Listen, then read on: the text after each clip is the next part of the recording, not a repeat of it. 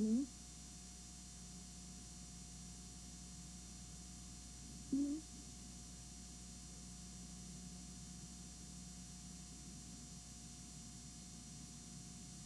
I heard nothing.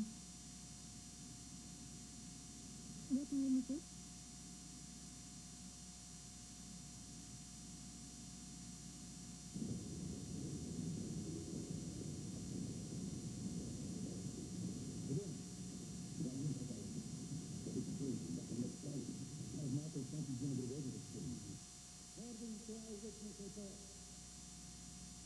A man in slingers with blue denim walked around to the front of the plane. He shot Aquino once in the back of the head, from behind. The guilty man immediately opened fire on the assailant with automatic rifles and triggers. Mr. President, who was the assailant?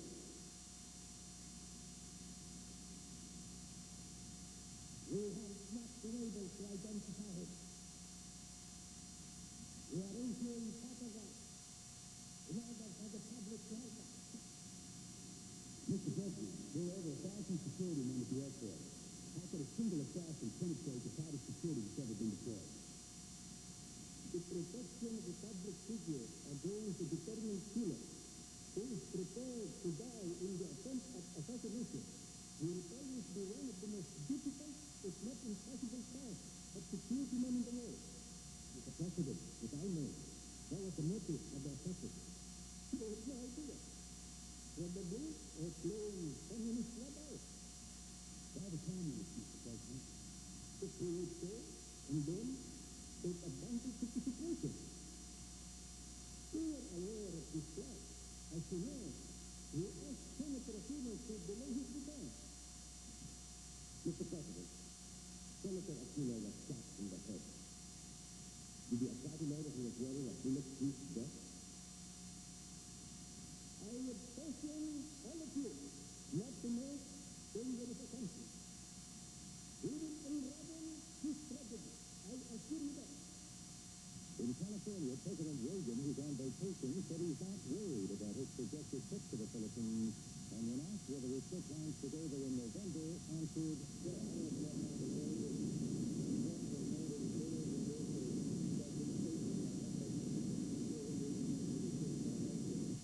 Then, to avoid any misreading of the president's remarks, the White House said the trip is on. And here at the State Department, officials sought to absolve President Marcos of responsibility for the assassination. Spokesman Alan Rander took the unusual step of citing diplomatic dispatches from the American embassy in Manila to try to disprove a reported link between the Marcos regime and the killing. Embassy reporting indicates that the report alleging that Mr. Aquino was killed by cops and several security personnel using rifles is erroneous. How in the hell does the State Department know Marcos had nothing to do with this? You know where you find the people. You can bet on that. Hey, my case is the American embassy. And sure, we'll give you the real story. I'm telling you, we're sending him tonight to go to the funeral. I'm going to tell the story. Okay. Hey, listen, tell him the funeral. And we'll get fast here. Remember, the new... The news means this.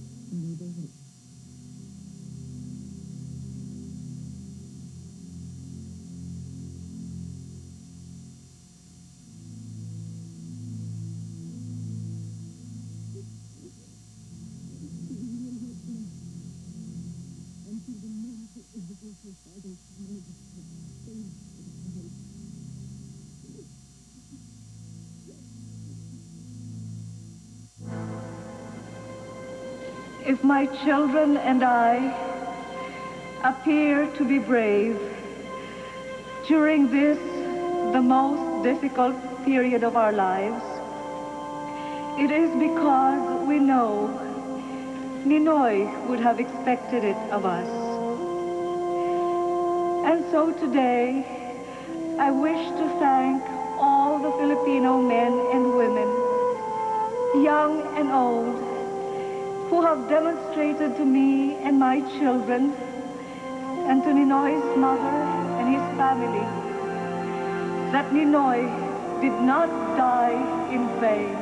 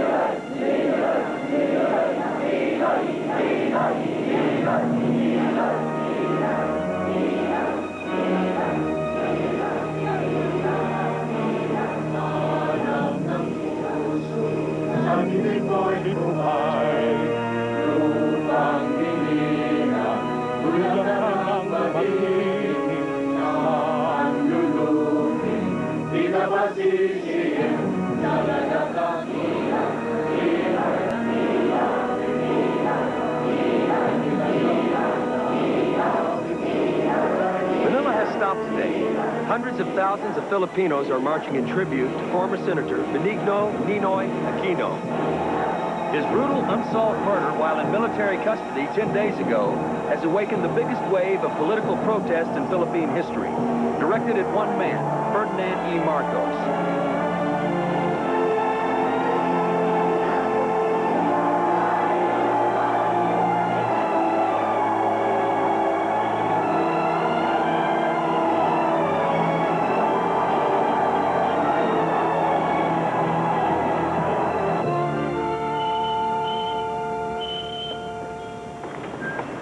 That's for you, sir. Good day. Thanks. Let the protest go largely unreported. Tonight, as Ninoy Aquino is finally laid to rest after a day-long march, President and Mrs. Marcos will be sitting down to dinner. They are hosting a lavish reception for visiting United States Senator Mark Hatfield. This is Tony O'Neill reporting from Manila. I want to see everything we have on tape regarding U.S. support to Marcos. How far back? Since Reagan took office, 1980.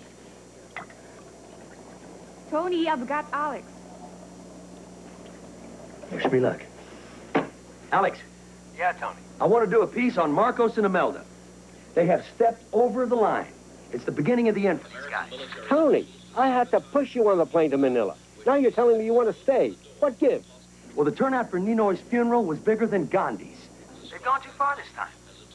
Tony. Alex, just give me a couple of months. That's all I need. This is going to be the biggest story in Southeast Asia. Well, you better be right, buddy. Thank you very much. Thank you very much, Alex. Shit, I'm late. Eva, where's that barong? Here it is, Tony. Ah, yes. Thank you very much. Ramon, everything since 1980. I like it here.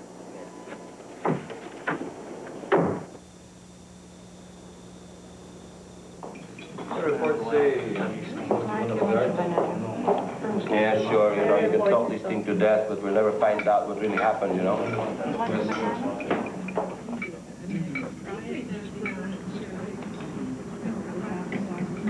It suits you. It's great. I have to go to the palace tonight. Pinagsasaya nila ang pagkamatay ni Ninoy. Emilio. Excuse me, I was saying, you're going to the palace on the night of Ninoy's funeral? Yeah, it's my job. I gotta cover a story. I'm sorry. My brother is the family radical. Well, you should be too. Our father stood up to Marcos and he died in prison for it. I defend human rights. A lot of good that will do. Your legal protection is a joke. Everyone who's considered a threat to security can be picked up off the streets and never be seen again. Why don't you ever march with us? Because I'm not a Marxist. And I don't believe in violence. Well, I'm not either. Only Americans are stupid enough to think that everyone on the left is a Marxist. Emilio! I'm sorry, Uncle. Well, don't say sorry to me. Apologize to our guest. I'm sorry. That's okay. Not all Americans support Reagan.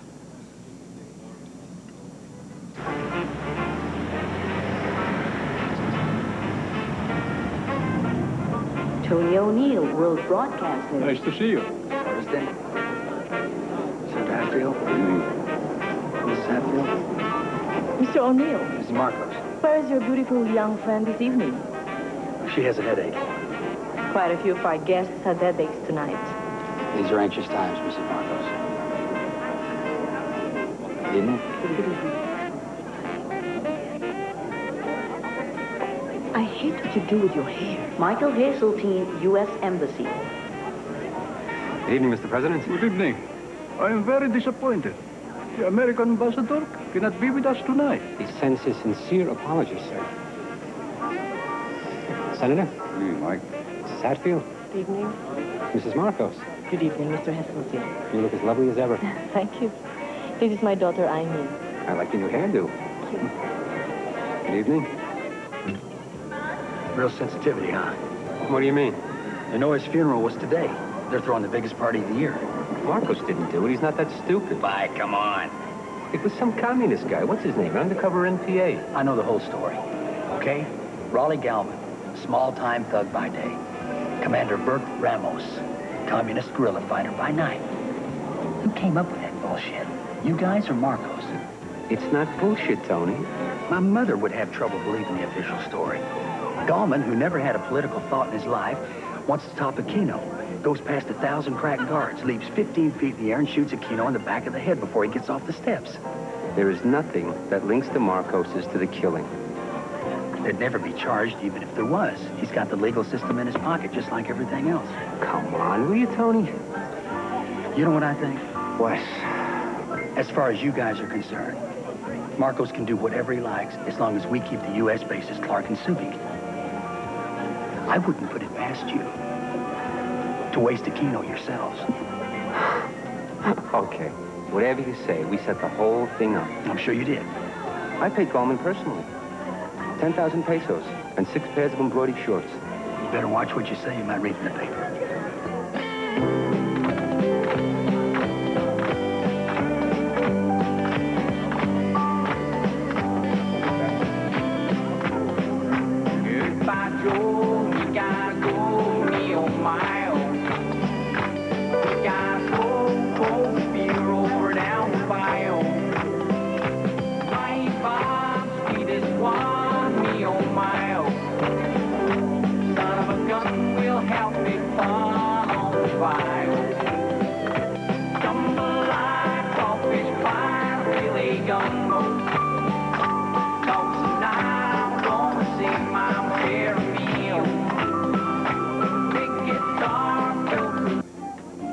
This is Prospero Olivas, Metrocom Chief.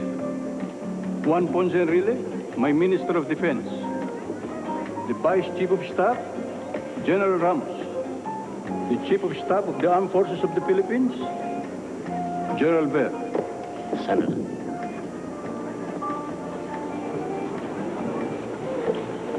We embrace you, we salute you, we thank you for coming here and helping us during those dark days of World War II.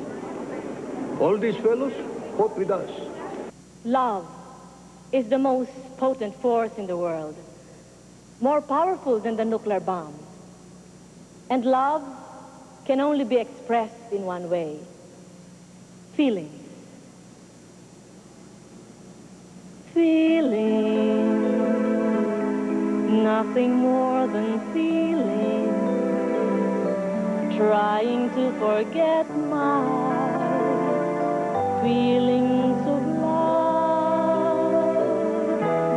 Teardrops. The way I look at it, Rolling down. the only one who benefited from this Aquino killing are the communists. Trying to forget my They have made us look as if we are engaged in killing our political opponents. We have bent backwards in helping political opposition grow and allowed them to win elections that we could have won easily with a little more push. We have written an election code that gave them more rights than they ever expected. But now, the communists have made us look bad because of this assassination.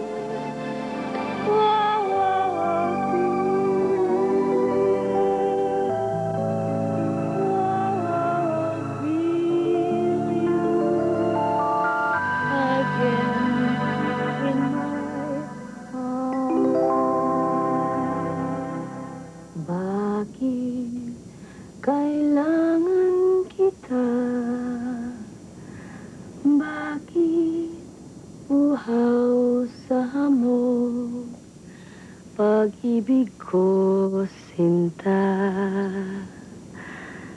bakit ang awit ay kailangan ng himig na kailangan ng tinig na kailangan ng titig? What language do you think in? What language do I think in? Yeah. I think in English. Except that when I feel intensely about something, I have to speak Tagalog. Tagalog is for the emotions. And we Filipinos are very emotional people. I've noticed that. When we make love, you speak in English.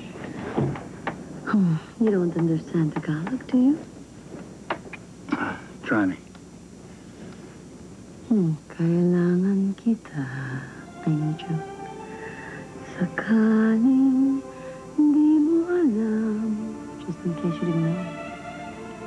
Basta kailangan kita. As far as I'm concerned, I need you. Magpakailan pa man. Forevermore, my darling. Mahal na mahal kita. Pero kapag niloko mo ko, pupukpukin kita. That sounds beautiful. You don't even know what I was saying. Say whatever you like. You know what I said? What? I said that I love you very, very much. But if ever you cheat on me, I'm going to beat the shit out of you.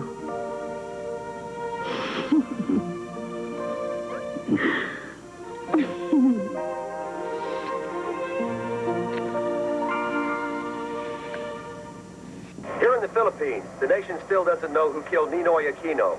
President Marcos has promised to form an investigative panel. We're still waiting. The delay, however, doesn't seem to bother Washington.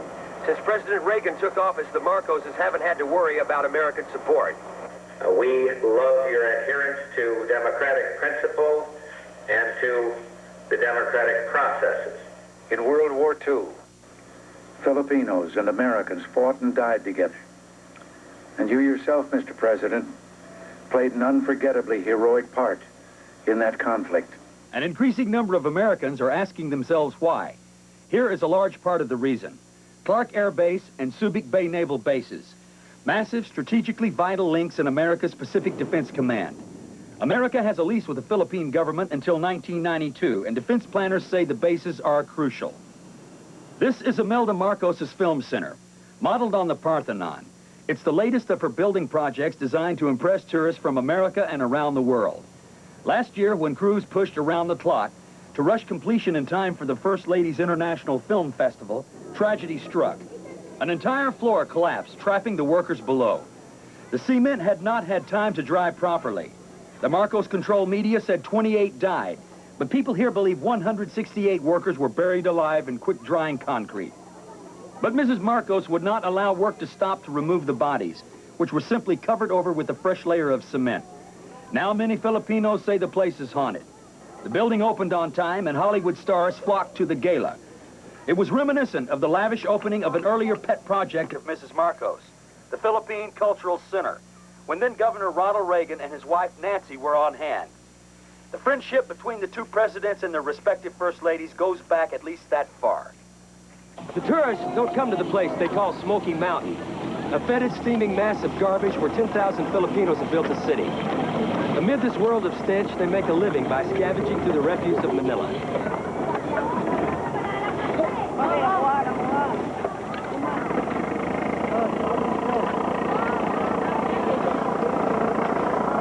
It is a place Imelda Marcos doesn't want the tourists to see. Despite the fact it has existed in the heart of Manila as long as many of Mrs. Marcos's other building projects. Filipinos arrive here from the provinces. They live here, they have children here, and every day they die here. This is Tony O'Neill reporting from Manila. We took that off the satellite. I want to talk to him.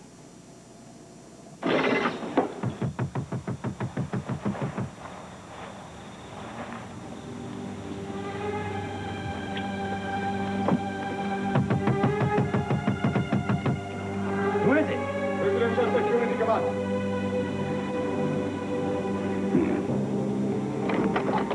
Yes? Mr. O'Neill, sir? Yeah? The First Lady's inviting you to the palace. Well, maybe another time. I'm not dressed for it. The First Lady would like to see you now. You're to come with us. Look, I think the best thing... It's an order, sir. I'd like to tie my tie. Let me tie my tie. This better be good. This better be good.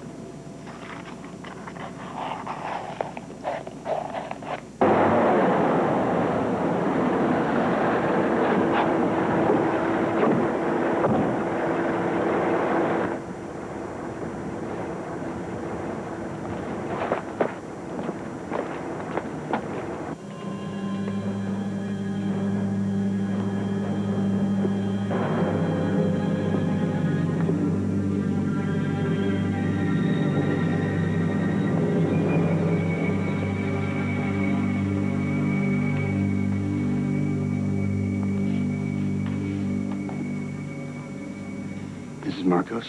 Mr. O'Neill, you have made me a little sad. I guess that explains my quick departure from home. I'm a fan of yours. Thank you. Even before you came here. I used to see you on American television, and I say to myself, what a young and intelligent man. Now I'm angry at myself because I have not explained to you why I have built all those buildings. You don't think I care about the people in Smoky Mountain, do you? Well, yes, ma'am. I'm sure you do. My report just asked, why don't you spend more money on them? Sit down. No. Here with me.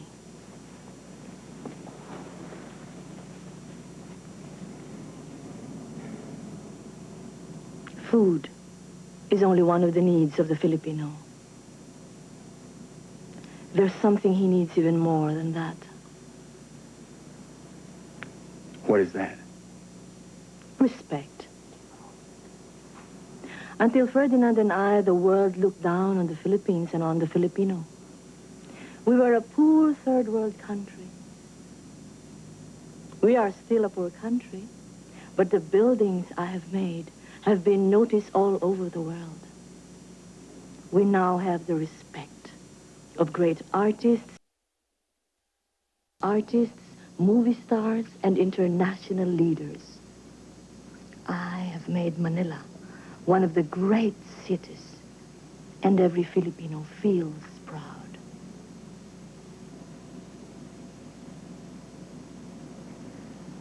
Tony, if there's anything that bothers you about my policies, please come to me. I will only be too happy to explain.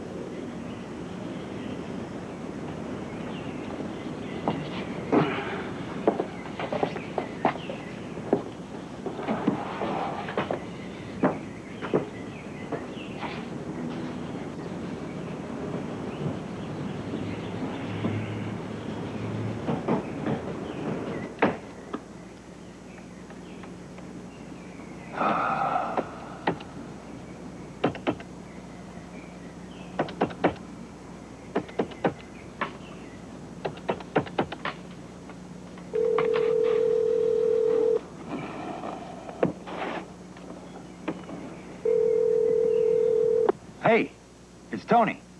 Tony? You must be psychic. I was just going to phone you. Yeah? How you doing? I'm fantastic. They raved about the Outback shots I sent them, and I've written half the text already. It's going to be published in November. Well, that's great. You know, it's funny coming back to your own country. I saw it with totally new eyes. Well, did you meet a few old friends? Hundreds. Grant Robson's here. Grant, huh? What is he doing there? He's running a restaurant in Sydney. Can you believe it? Yeah. And speaking of Sydney, I'm thinking about flying down there next Wednesday. No, I'm coming up. That's what I was going to call you about. New York's flipped over this Aquino stuff. And they want the next book to be based there. I just got the telex. Well, I was going to come up next week anyway. I mean, it's crazy. You're only 6 hours away, and I haven't seen you for months.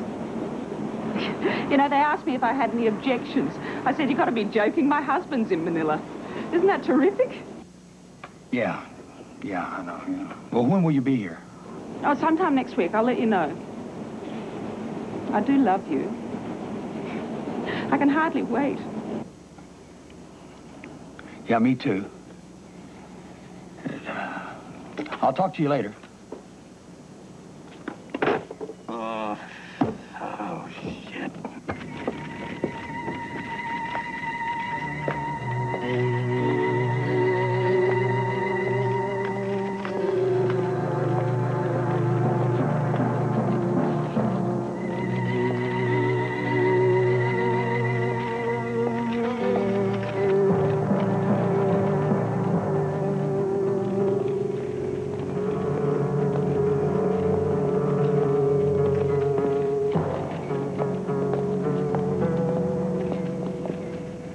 I know there are accusations and suspicions among some of you here that I am linked in some way to the Aquino killing.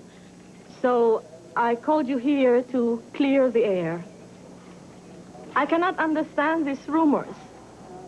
It was the president and I who pleaded with Ninoy not to come back again because of the dangers. It is not the president and the first lady you have put on trial. It is the whole population of the country. The stigma is now over 52 million beautiful human beings who are being accused of being criminals. I've had it with politics. I am retiring. I would have made my move the other day, but the blind, the poor, the jeepney drivers, and the other beautiful poor people protested too much. My problem is my sensitivity and my Girl Scout mentality.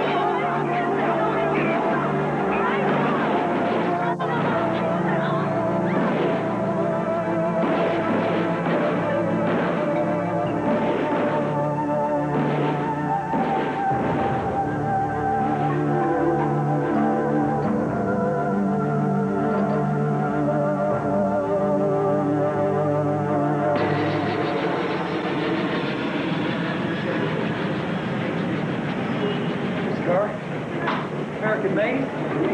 Not.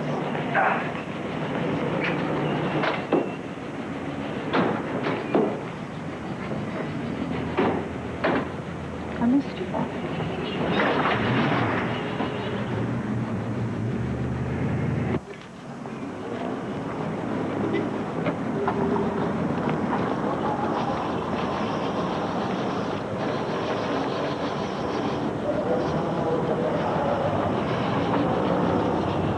This is the Marcos way. People are angry, he shoots them. There were 19 students killed. The snipers were in that building.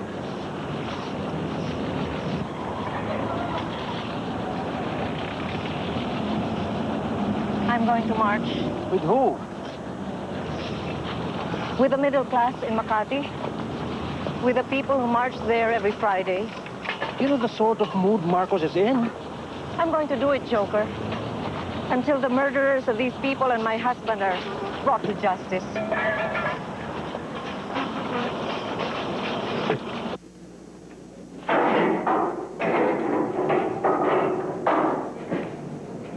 Good evening. The quicker you tell us who all your friends are, the quicker you'll get out of here. I don't know anybody. No! Stop. This is all very unnecessary. Please cooperate. Give me some names. I don't know anybody! Increase the voltage.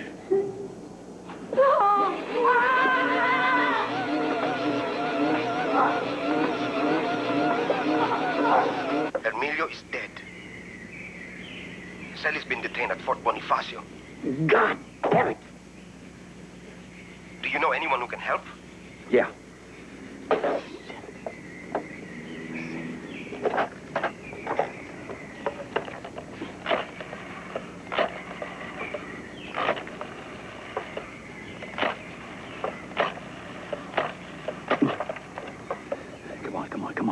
Come on. Mike Heseltine, please. Tony O'Neill. Mike Heseltine from Saigon, is he here? Yeah, but it's not the same Mike we used to know. Yeah. Mike, a very good friend of mine, has just been picked up by intelligence agents. She's being held at Fort Bonifacio. What's your name? Sully Balamo. I'll do what I can do, Tony, but these guys don't always listen to us. For Christ's sake, make them listen, okay? What's going on? A niece of a friend of mine is being held in prison, and she's probably being tortured right now.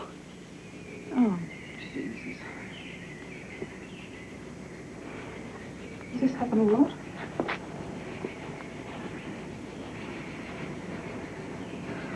All the time.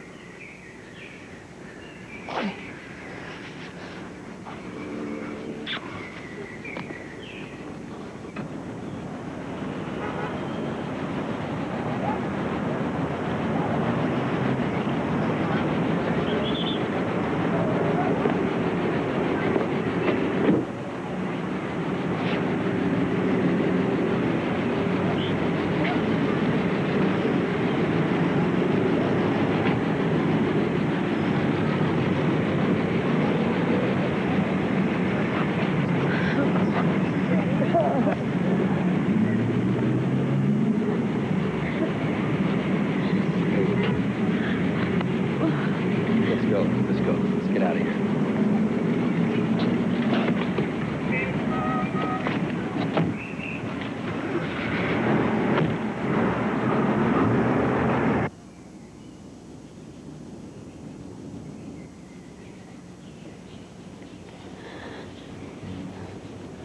Who did it?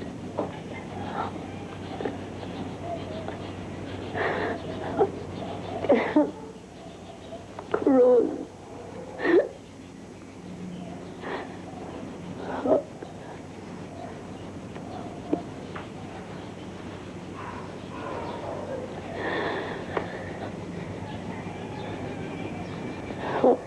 It's okay. You're okay now. Only weeks after the Mineola Bridge massacre, Cory is out on the streets demanding the government take action for the murder of her husband.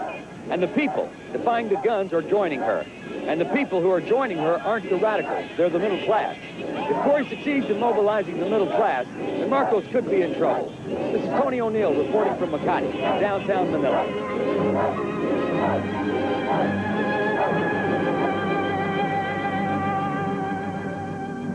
Whereas the treacherous and vicious assassination of former Senator Ninoy Aquino has to all Filipinos become a national tragedy and national shame, especially because of the distortions and exaggerations in both foreign and local media. I, Ferdinand E. Marcos, hereby create an independent fact-finding board to be headed by Justice Corazon Juliano Agrava.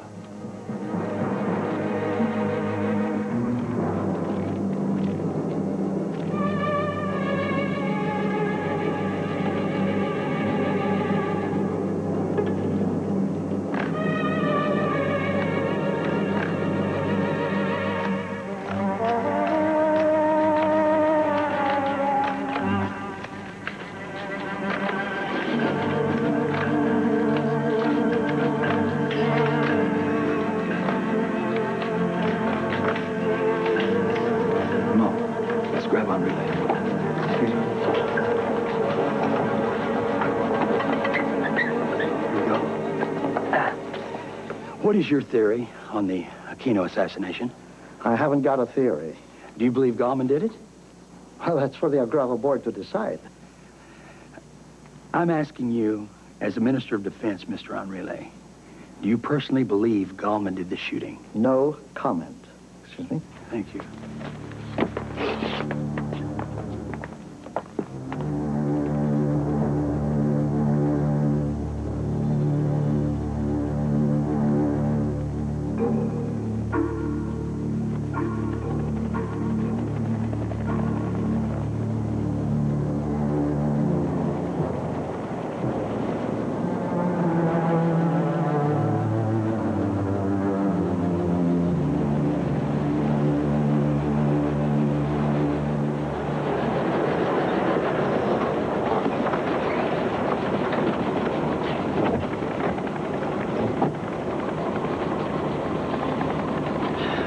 Marcos and Ver are dragging me and the armed forces into the gutter with them. Marcos protects Ver at our expense.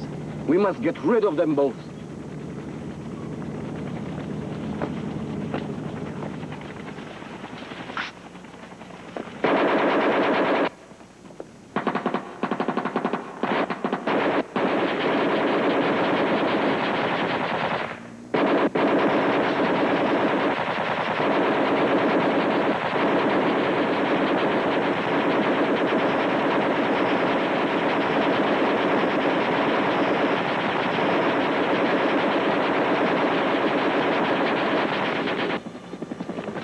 Get rid of that garbage.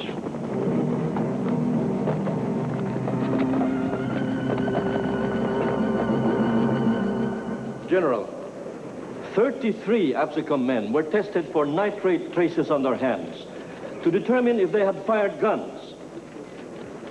Sergeant Filomeno Miranda, who descended the stairs directly behind Aquino, was not tested. Isn't that true? Yes. It was an error that was discovered too late. General Ver, according to Senator Doyle Laurel,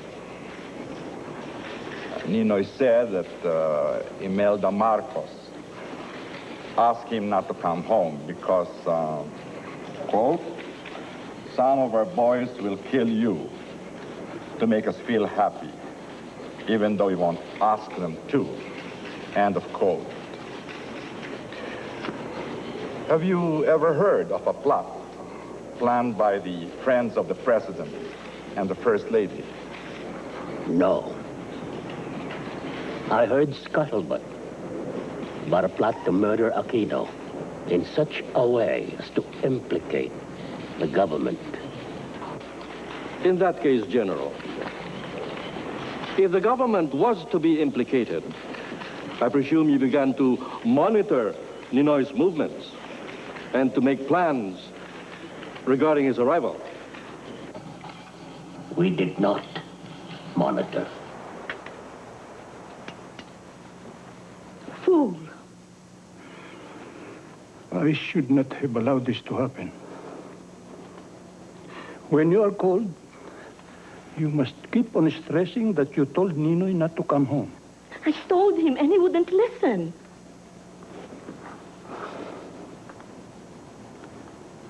Use the letter.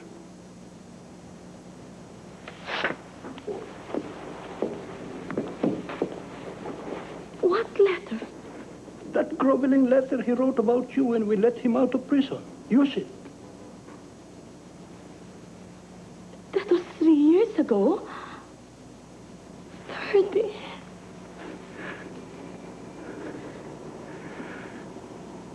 Use it. It will work.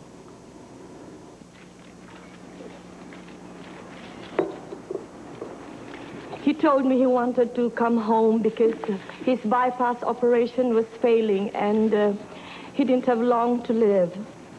I tried to discourage him. I told him the heat and the uncertain air conditioning could tax his poor health. Did you tell Senator Aquino not to come home because there are friends of yours that you cannot control who might want to murder him? No. I did pass on the president's fears that his life could be threatened by assassins, but I never said that other thing. My meetings with Ninoy were very cordial and happy.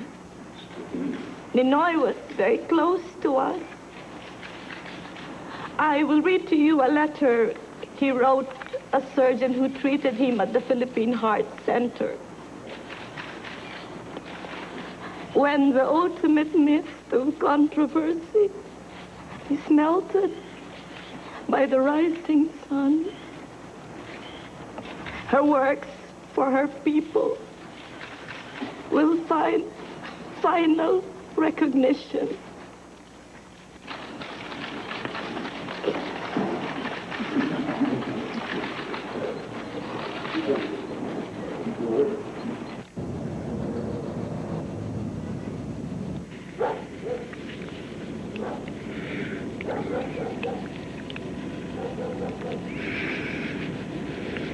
What's the matter? You're so tense. Oh. Nothing. I'm just tired, I guess. Tired. Listen, darling. I don't know what you've been doing these last couple of months, but I've been like a nun. Am I doing something wrong? Oh, no. No, you're not doing anything wrong.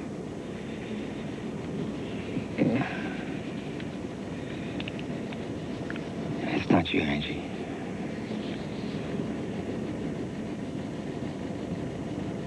Who is it?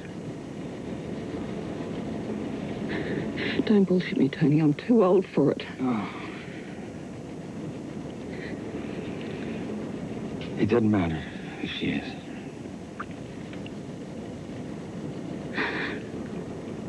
It's the girl who was tortured, isn't it? Oh, shit. I don't know, Angie. It just hit me. I don't know. This girl makes me feel so alive. And you never felt that way about me, right? Yes, of course. I mean, when we first got together, I felt that way. Oh, God.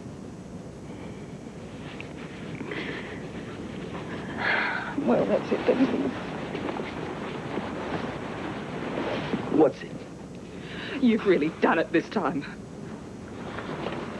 Well, do you want to talk this through? What's there to talk about? Selfish. You've always been selfish. I'll send somebody for my things. Are you going back to New York? No, I'm staying here. I've got a job to do.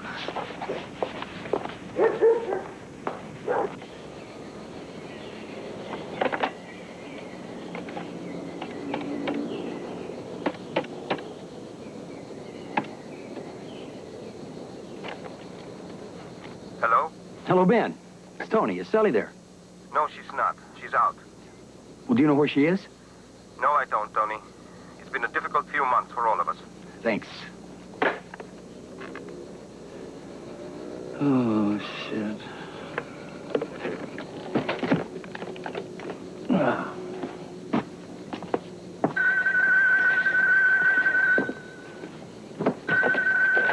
Yeah. Tony? Yeah. The Agrava Commission is going to connect Ver to the Aquino slaying. Shit, who says so? The San Jose Mercury. Louis Simons? Is something wrong? No. You sound a bit strange. Well, I'm not a bit strange. Well, how did the Simons get to the commission? You said that they were locked away. Well, they are. I'll chase it. Are you sure you're okay? I'm sure I'm okay. I'm fine.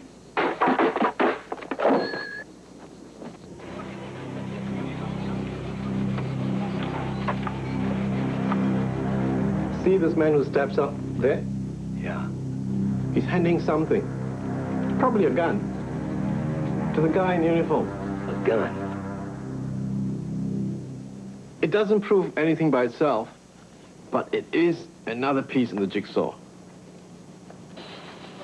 Now, from the time Aquino steps out of sight, it is exactly 9 seconds.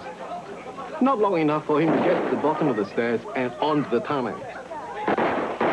And 4 more shots. The ones that killed Gallman. Oh, I remember the 4 shots. If Gallman was the assassin, why didn't they grab him? There were more than a dozen armed security men around the plane. And where could he have been hiding? So that none of them could see him. It's a joke. Well, what can you prove? We can prove that the military version is not true. We know they're lying.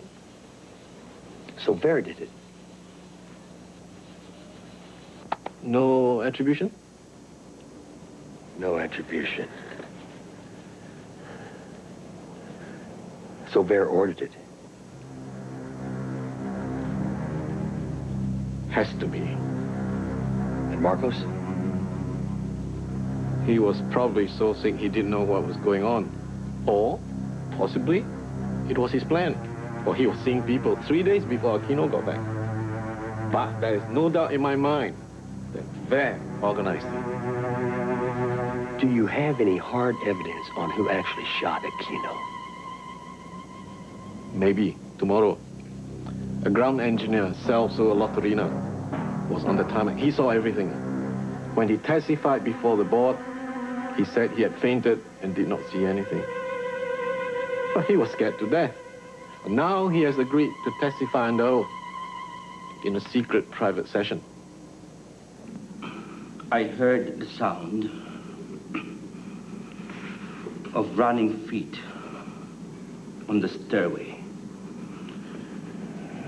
Ninoy was at about the 4th step from the bottom of the stairway. And then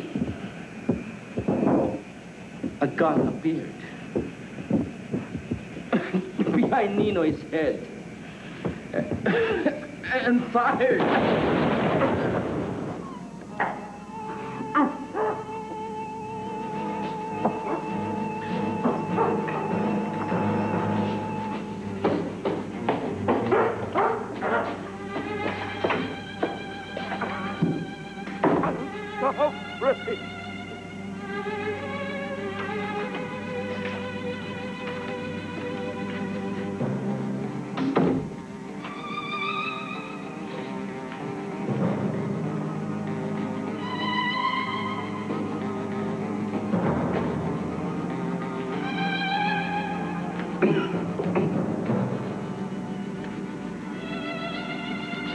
I am ashamed. I understand.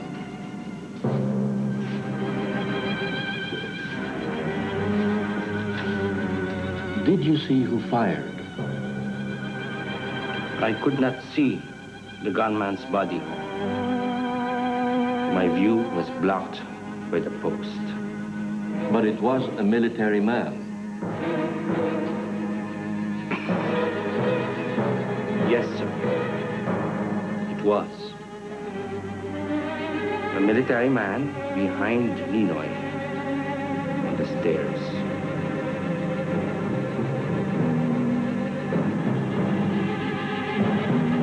For Ferdinand Marcos, it was easily the worst reversal of his political career.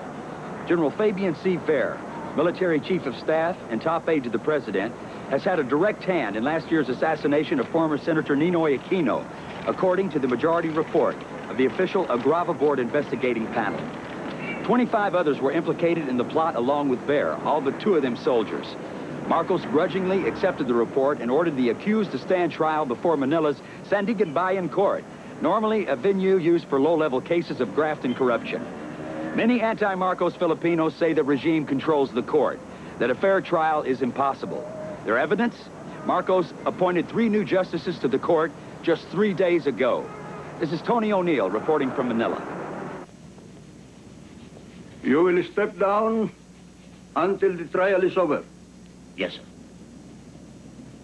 Eddie? You will be my acting chief of staff. Yes, sir. But General Ver will continue to be my advisor.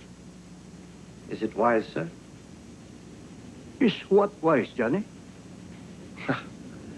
It may look as if Fabian is still running things.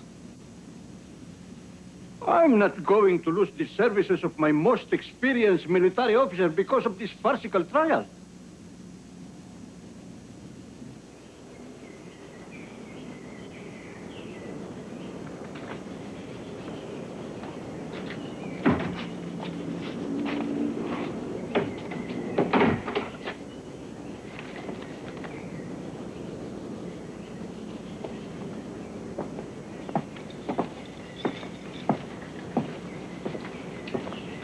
Hello. Hi. What's going on here? Suddenly I have the feeling that you're avoiding me. I feel different now. About me? No. About what I have to do. Which is what? I have to fight. Fight who? Marcos and imperialism. Imperialism? You sound like a Marxist. I am. Now.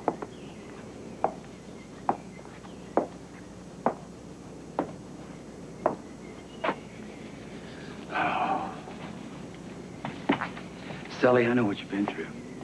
But that's not going to change anything. You know what I've been through? Has your brother ever been killed in front of your eyes? No. Have you ever been taken in by crews? This country's great for you. Anything that goes on here is news as far as you're concerned. You're paid 10 times as much as any Filipino journalist. It's different from me. I live here. Hold it. Don't you think I care about what's going on here? You're part of the whole system that's exploiting us. I'm trying to tell my country the truth about what's happening here. No one in America cares. The only thing America cares about is the profits and the bases. Bullshit, Sully, this is crazy. Now what's going on? Tony. Tony, I still am very fond of you. But all those things that used to fill my head, love and marriage, they don't mean anything anymore. Whew. What are you telling me? You don't want me in your life anymore? I'm sorry. You cannot understand how different it is from me now. Well, maybe not. Maybe not. But I don't want this to end. I won't be able to see you anyway. I'm leaving Manila. Where are you going? I don't know. God, I'm sorry.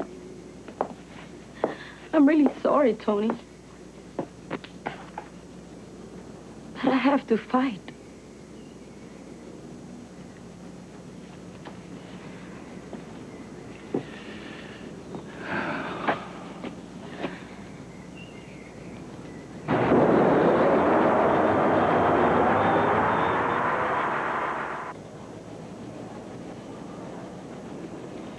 Bear will be acquitted. You're still running things, as if nothing happened.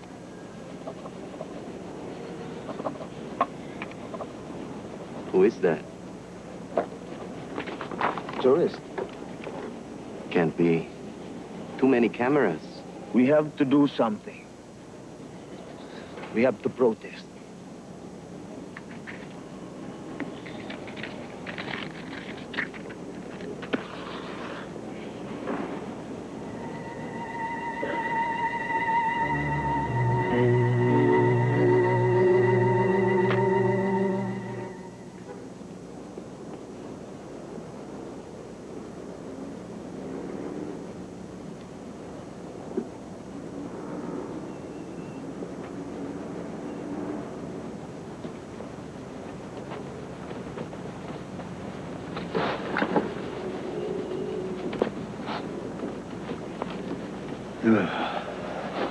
Thanks for coming. What's on your mind?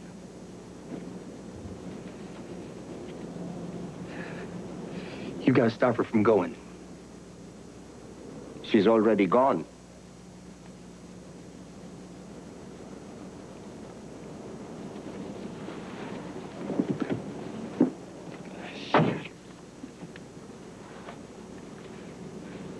God damn it.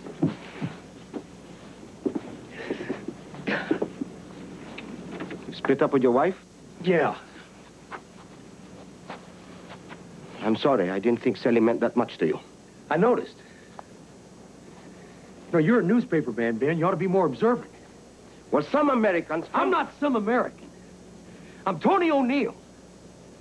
And I'm in love with your niece. And I'll continue to be in love with her for a real long time, okay? Yeah, okay. And when she comes down out of those mountains, I'm going to take her home with me, okay? Okay. Your goddamn country's like a gangster movie. It's really not that bad, Tony. You must understand. We've had 400 years of Spanish Catholicism and 50 years of Hollywood.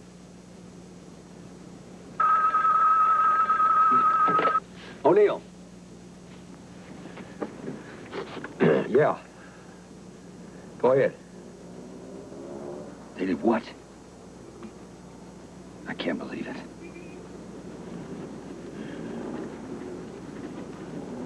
Yeah. Thank you very much. Some colonels have started a reform movement. They've broken rank. They've unfurled the banner at the military academy graduation parade. They're very brave. They're also very stupid. Yeah, Marcos is going to be pissed. You want to reform the armed forces? I am Commander-in-Chief of the armed forces. If the armed forces need reforming, then I must be at fault. This movement is a direct attack on me, and I won't tolerate it. Sir, we certainly did not intend our movement to imply any criticism of you. We realize that you have so much to do that you could not possibly have time to attend to all the details. General Ver is fully aware of all the problems the armed forces are facing. He can give them his full attention now because he has been forced to step down while these ridiculous charges are being heard. With respect, sir, and with respect to General Ver, we are losing ground to the communists. An efficient and well-run army should be able to crush them. We can't. What we need, sir, is more effort devoted to stamping out corruption. More effort devoted into motivating the men and improving their behavior in the villages. And we need more money and equipment, sir.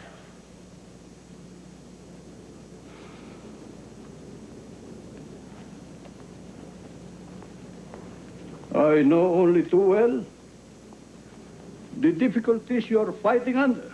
So does General Ver. I know only too well what it's like to be fighting a powerful enemy under conditions of disadvantage. I led a guerrilla force of 8,000 men against the Japanese during the Second World War. But there must be no hint of dissent in my armed forces. None. Are there any questions? How many members do you have? Don't bullshit me. I want the truth. Hundreds. We are sure that 70% of the officers will be with us. How many have you got now? Odd numbers. 300, but more every day. Washington knows that the army has to be cleaned out. If it isn't, the commies will win. If the defense minister was given the power he's supposed to have, we'll have a real army within 2 years. Now, Ver has to go. Put all the political pressure you like, but nothing else. Marcos has to stay. There's no one else.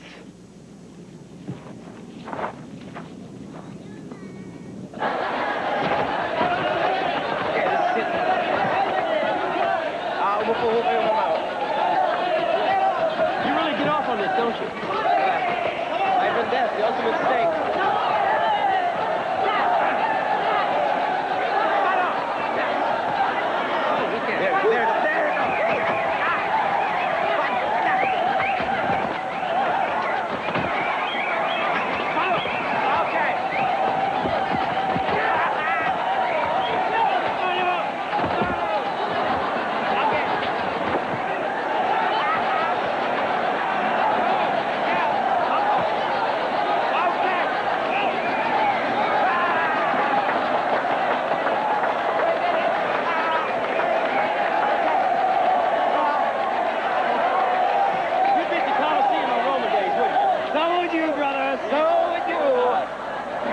It's very loud in here. Why don't we take a seat? Thanks. There's more of this to come. What does Maron and voila mean? Meron is for the favored cup, and voila means for the unfavored cup. Is that money they're throwing at you? Oh, yeah, they don't have a betting booth here, so they're just very informal. It's great. I'm just going to take a few shots. Guard this with your life. Okay.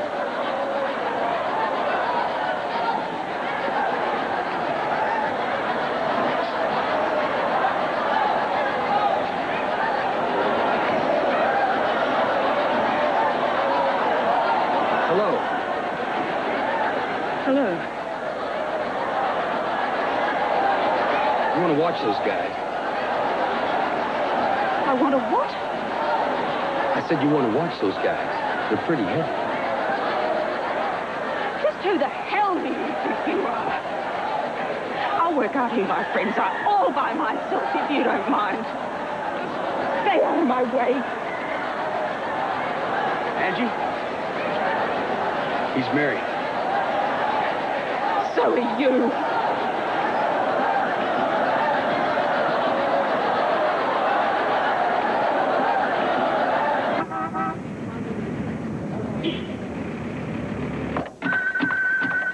I got it.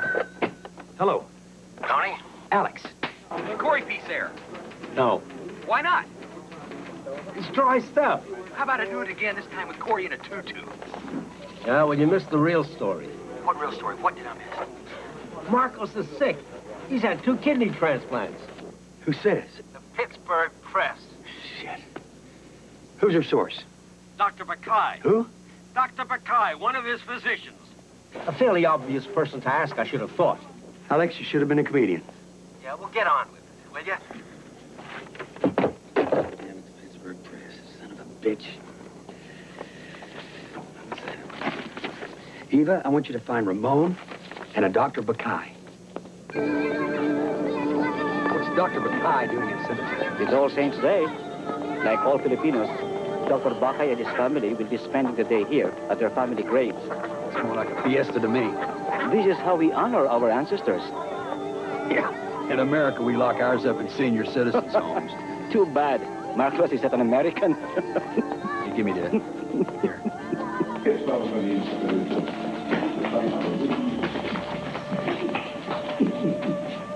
Dr. Bakay? Yes? President Marcos' personal physician? I used to be. Who are you? Tony O'Neill, WBN. An American newspaper has quoted you, confirming that President Marcos has had 2 kidney transplants. You care to comment on that?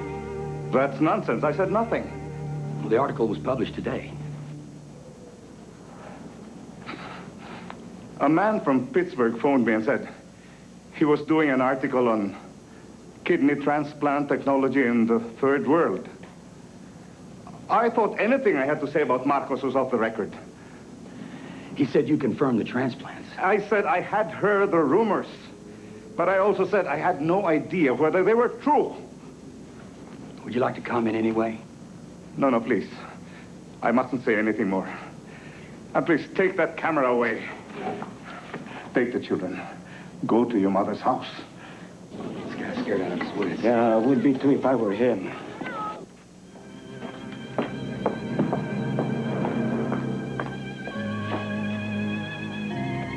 Think what a lift it will give to your enemies if the people start believing it.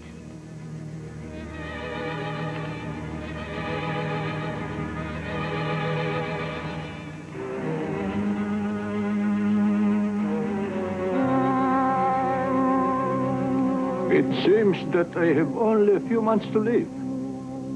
I'm never like that doctor.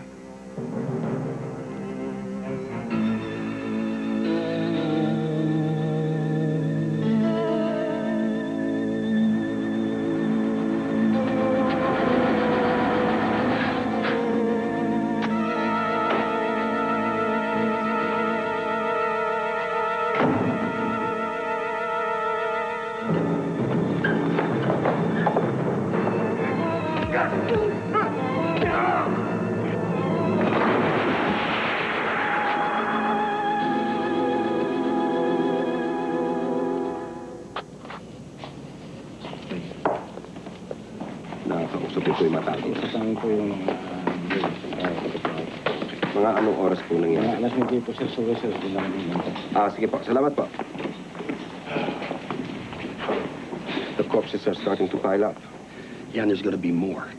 Well, Marcos is like a dying stag. He's lashing out at everything before he falls. I just don't understand how he gets away with it. He doesn't care what people think anymore. That's what makes him really dangerous. I'm starting to worry myself. Well, you should. Cruises are outside your windows till 4 in the morning. You should be careful, too. You haven't made many friends. Try as he might, Ferdinand Marcos cannot make the fallout from the Aquino assassination go away. 16 witnesses for General Vere's trial have disappeared. Dissident elements in the army have formed a reform movement, and the stench of massive corruption mounts over the palace. Technically, Marcos has nothing to fear. The presidential election is years off. But Reagan's closest friend, Senator Paul Laxalt, is on his way with a message to Marcos.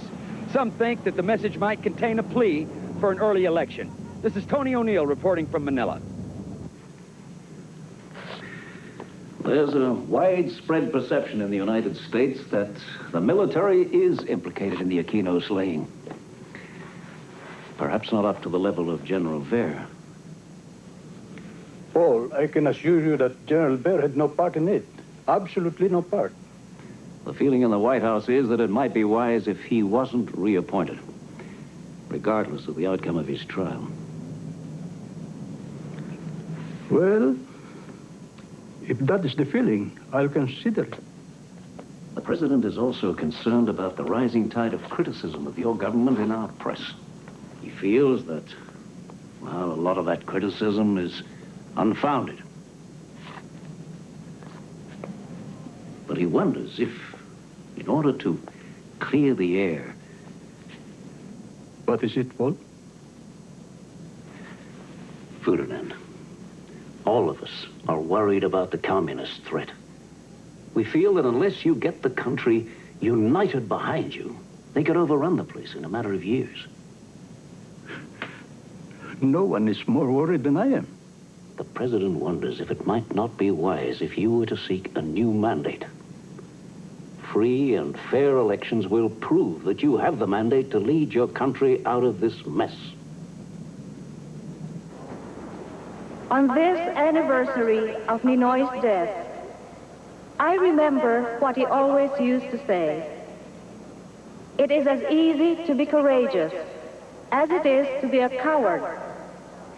So let us all be courageous.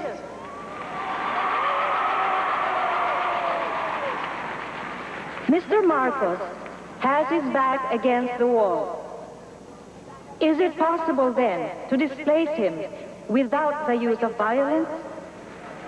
Those of us who believe in the peaceful processes know that this is a difficult middle ground to take. But we have hope. For the sake of our country, let us all hope that a peaceful political solution is still possible. But one way or another, change must come.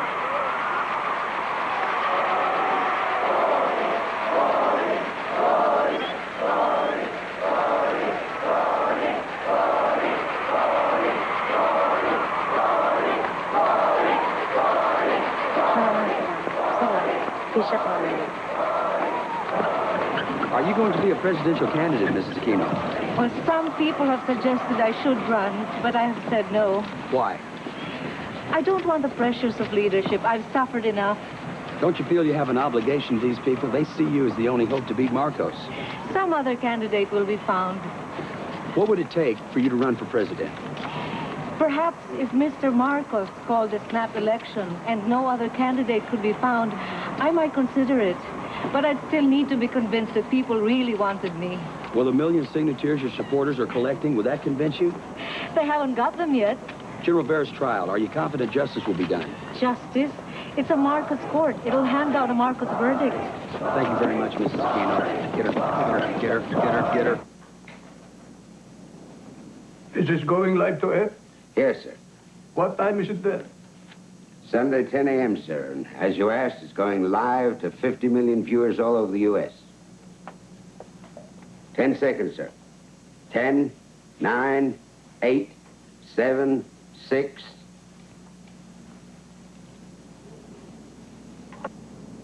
Mr. President, welcome. Thank you. Mr. President, I'm going to be fairly direct. Be as direct as you like. There is a widespread perception over here that you had Ninoy Aquino killed. That's stupid. Why would I kill Ninoy? He was no threat. He would never have won an election against me. Let's talk about elections for a second, Mr. President. There's a feeling that your presidency is no longer legitimate, that as a result of the Aquino assassination, your mandate is gone. Nonsense. My mandate is as strong as ever. Would you be willing to test that mandate by holding an early election? In answer, I announced that I'm willing to hold a snap election, probably in 3 months or even less. You're serious? I'm ready. There have been allegations that you have conducted massive voting fraud in the past, Mr. President. Will you allow observers in to oversee the elections to make certain that they're fair? You are all invited. I have spent 2 years building up an effective political machine, and you're trying to tell me I shouldn't run because Cory might? What kind of nonsense is that?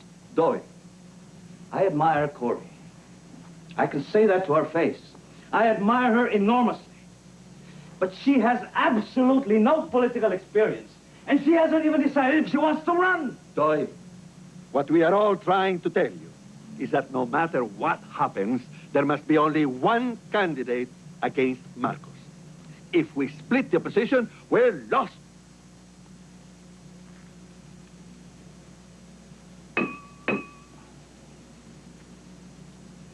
As far as I can see, there is only one candidate. Me. When you're all happy about that, contact me and we'll start to talk strategies.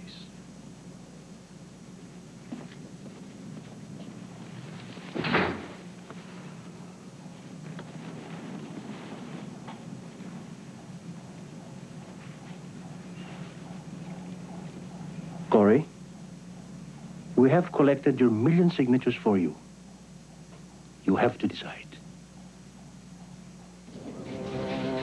Wherefore, considering the evidentiary fact as found in the record, the court finds you innocent of the crime charged. Accordingly, they incur neither criminal nor civil liability. The release of the accused who are under the custody of the commanding officer is hereby ordered.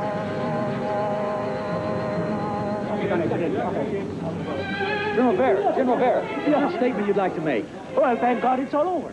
Well, did you have any doubt you'd be acquitted? Never. Because there never was any cause. I'll answer all of your questions later. Not now. General Fabian C. Ver was all smiles today when he handed a copy of his acquittal to President Marcos at Malacanang Palace. The president immediately reinstated General Ver to his former status as Chief of Staff of the Armed Forces. Earlier in the day, Ver and his co-defendants were cleared of all charges. It's Aquino. Mrs. Aquino. Mrs. Aquino, has the acquittal of General Ver influenced your position on running any? Yes, I've decided to run. Mrs. Aquino, is that official? Yes, I've made up my mind. Who's your running mate? Mr. Aquino, what about Doyle Laurel?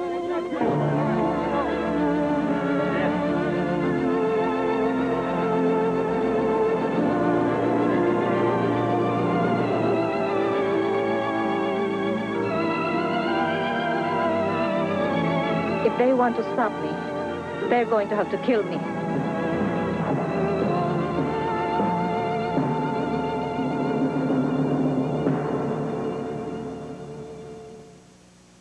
Tomorrow, on A Dangerous Life.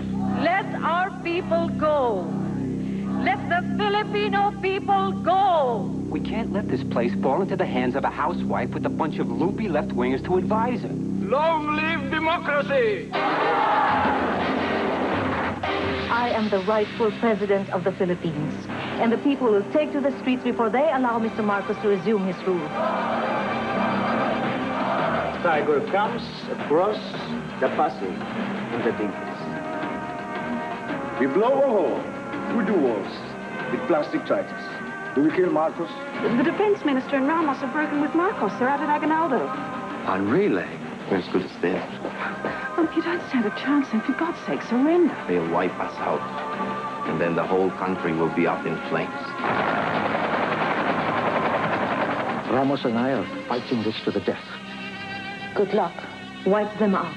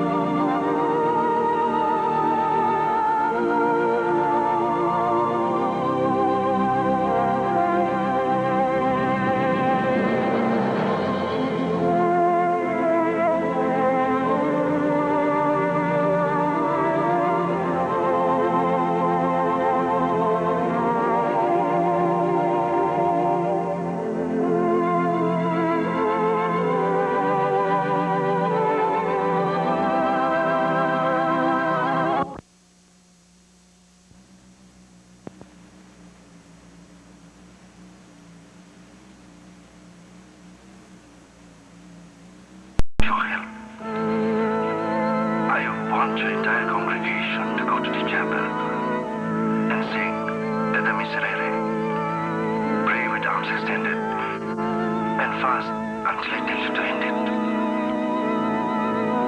You're the powerhouse of the church. If you are there imploring God, He will give me the answer.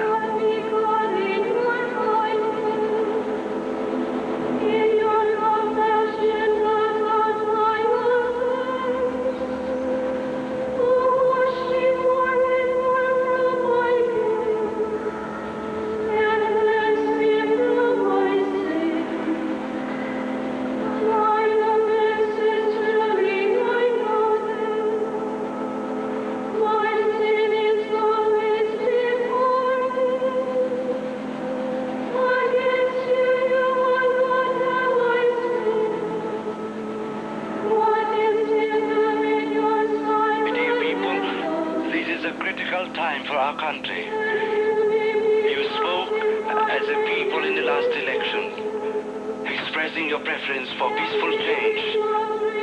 I ask you now to be calm and to be prepared to express again your power as a people. I want you to pray because it is only through prayer that we can resolve this problem.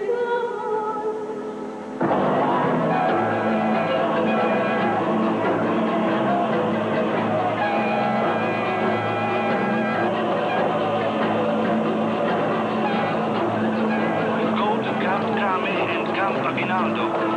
Lend your support to Minister Enrile and General Ramos.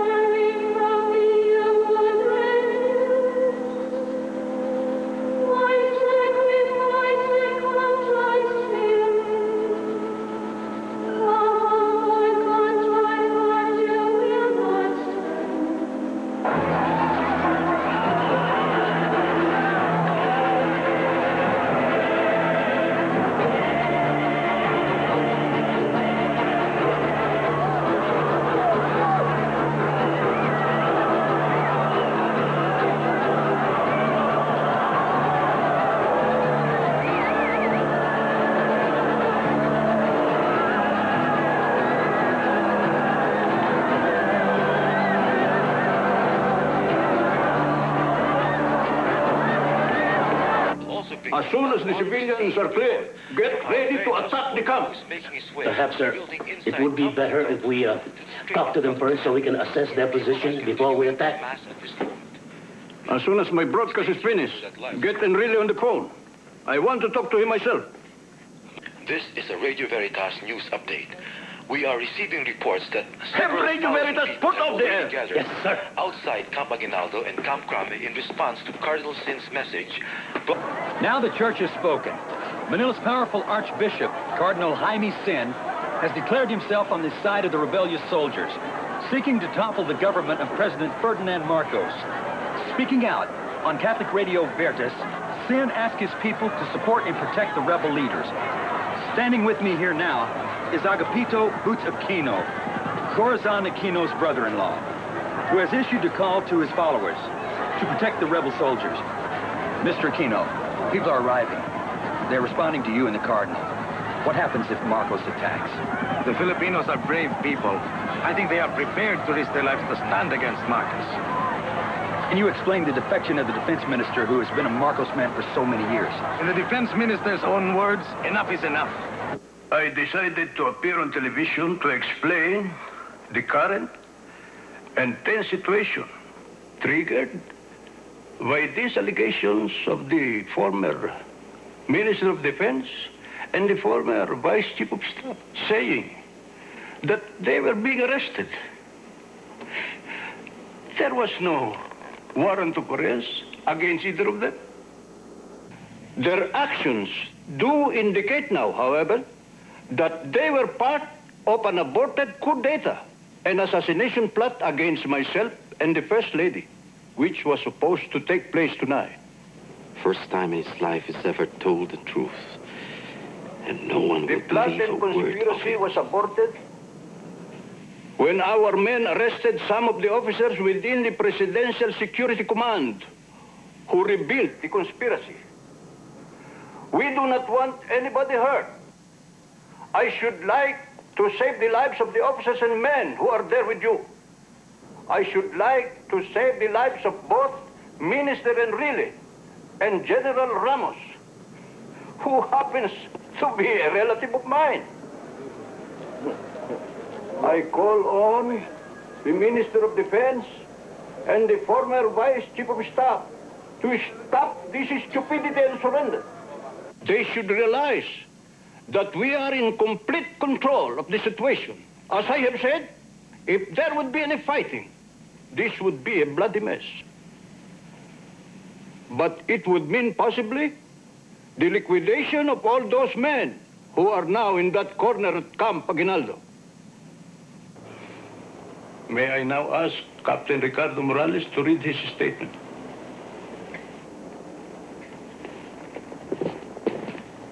I am Captain Ricardo Morales, Philippine Army. I'm making a confession that I'm a participant in a plot to attack Malacanang Palace to secure the president. This plot was to be initiated tonight. The leader of the group is Colonel Gregorio Unasan, the security officer of Minister Enrile. This plan was created by the reform officers, mostly the class of 71. How could you do this? I treated you like a son. Rick, look at me. Are you so ashamed you can't even look at me in the eyes? I picked you as one of my personal guards, and you vowed loyalty to the death. Does sacred oath mean nothing to you? Do you know what betrayal feels like when you've trusted someone with your very life?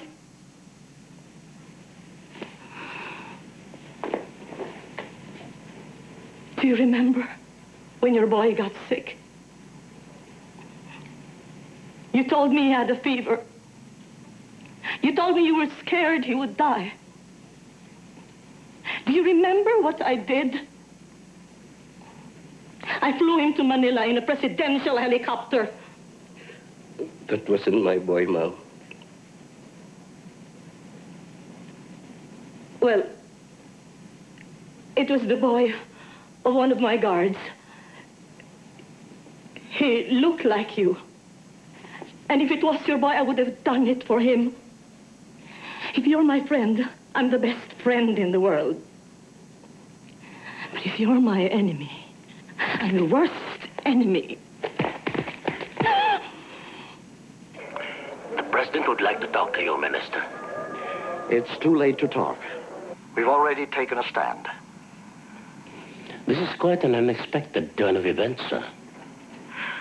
I would like to request you, If you want any dialogue with us, to not attempt any attack against us tonight. commit to us also that you won't attack the palace tonight. Do you have my solemn word? We won't attack the palace. We have no aggressive intention. We will stay in the camp until dawn. And then we talk. All right, then. Truce until dawn.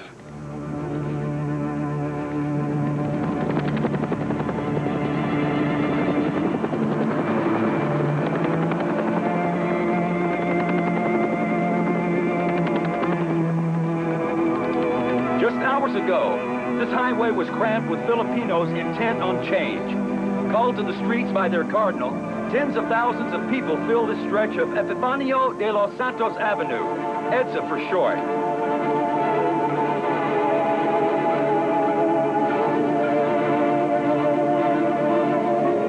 As the night dragged on, however, the crowds peaked, then dwindled rapidly. The soldiers, led by the defense minister and General Fidel Ramos, want the people here as insurance for their bid to oust Ferdinand Marcos from power. That may be asking too much. The renegades say they expect a loyalist attack. The several hundred people still here now are afraid. Flesh against tanks is no bargain. This is Tony O'Neill from Manila. Man. You think it's over? I think it could get bloody. Are you staying? Yeah. Yeah, I want to see the son of a bitch finished. Let the people of the Philippines be assured that these pathetic appeals for me to step down will not influence me. I have no intention of resigning. I might shortly unleash artillery attacks on the rebel that will finish this problem for good.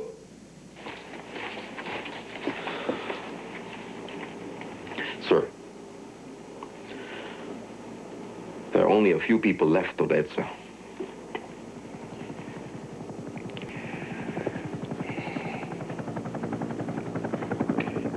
Some were with us to the death 3 days ago. But now where the hell are they?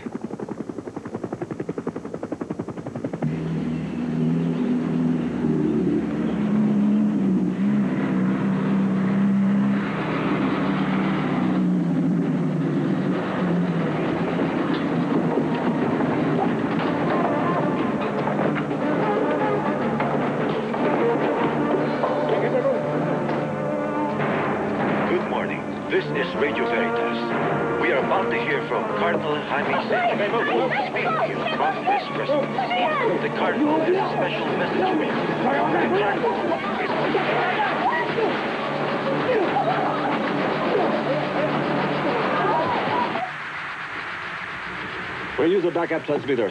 We have enough power to transmit for a couple of hours. I can talk now? Thank you. To faithful everyone, this is Cardinal Sin speaking.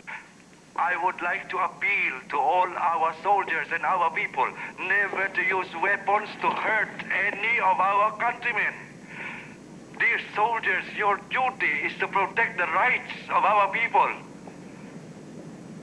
General Ver, if you're listening to me, may I request you for the love of God to stop your soldiers from exercising any form of violence against our people.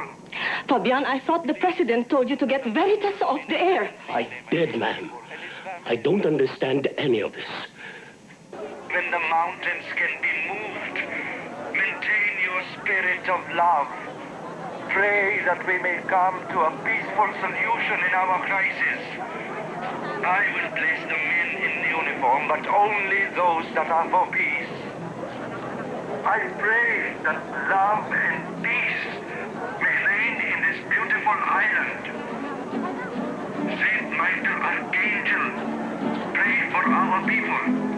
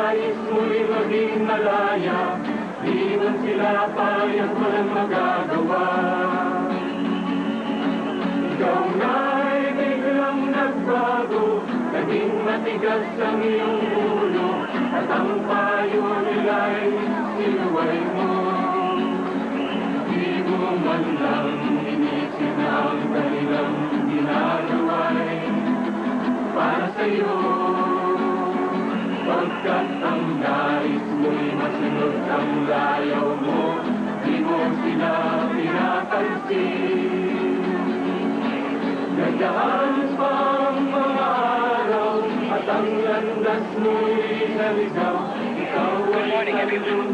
This is June Keithley, and we are back on the air, broadcasting to you from our new location. We can't tell you where we are. We know you understand that. But we will be giving a phone number in a few moments where you can call in announcements and information. Please spread the word about the new frequency of our transmission and stay tuned to Radio Bandito. At sa umaga na may kalong ka ng iyong amang tuwang-tuwa sa'yo. Ngayon nga'y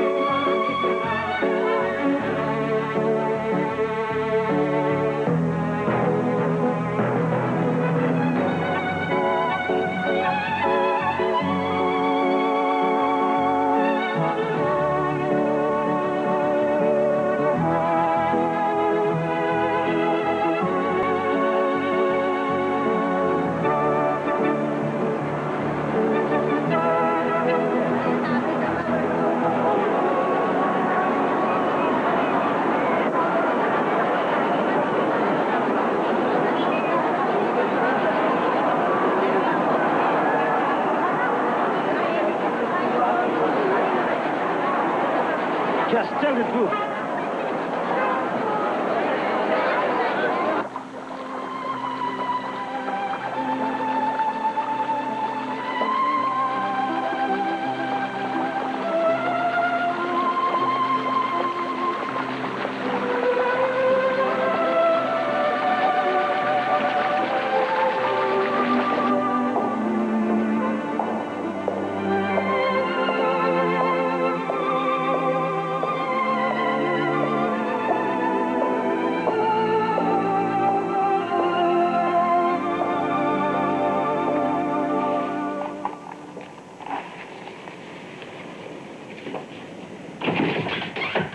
Wendy, there are millions out on EDSA. That's just media nonsense. There are millions. Helicopters have been surveying the crowd since this morning. They've just gone out to see the fighting. Like a picnic, like a crowd gathers after an accident. They're wearing yellow. Ferdy, you worry too much. Ever since we met, you worry always. Do you really think the people would want a little housewife to represent our nation? Do you think she would be taken seriously by the leaders of the world like I am? If our position was threatened, there'd be 10 million people out on the streets fighting for us. Our position is threatened. Don't you realize that? Unless we wipe out those rebels before this thing grows anymore, we're finished.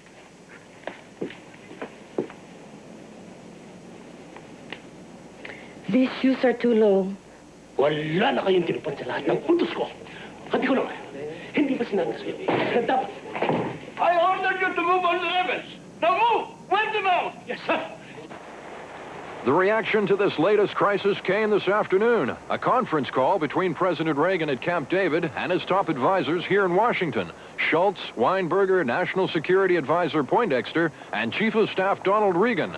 As Secretary of State Schultz left the White House, officials released a statement strongly endorsing the charges of election fraud by Enrile and Ramos in the Philippines.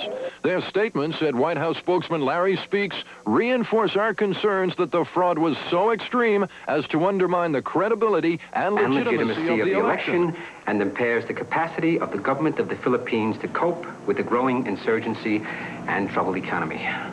Translation. Cory won the election. Oh, your translation, pal, not mine. Okay, Mike, what's the unofficial position? And before you answer that, can I quote you in saying it's not a question of who won the election, but who can control the country? Hey, look, all I can tell you is we're on crisis standby here, and Washington is monitoring everything on an hour-by-hour basis, all right? I gotta go.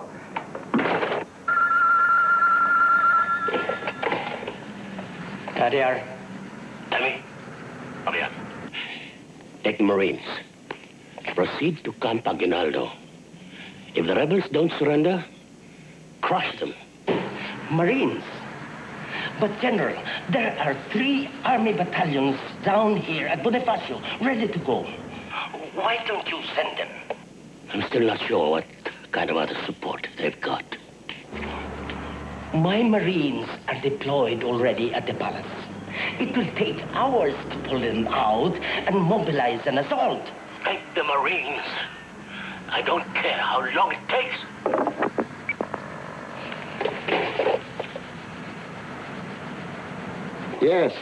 Yes, I understand. Thank you.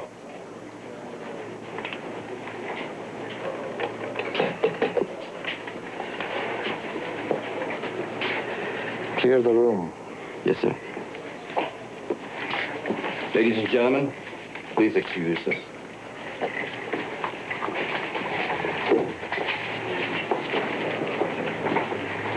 The tanks are coming. Tajad is leading them here. Tajad, the terror? Sir, he's not going to let the civilians stop him. There are a lot of people out there. Tajad is tough. If given an order, he carries it through.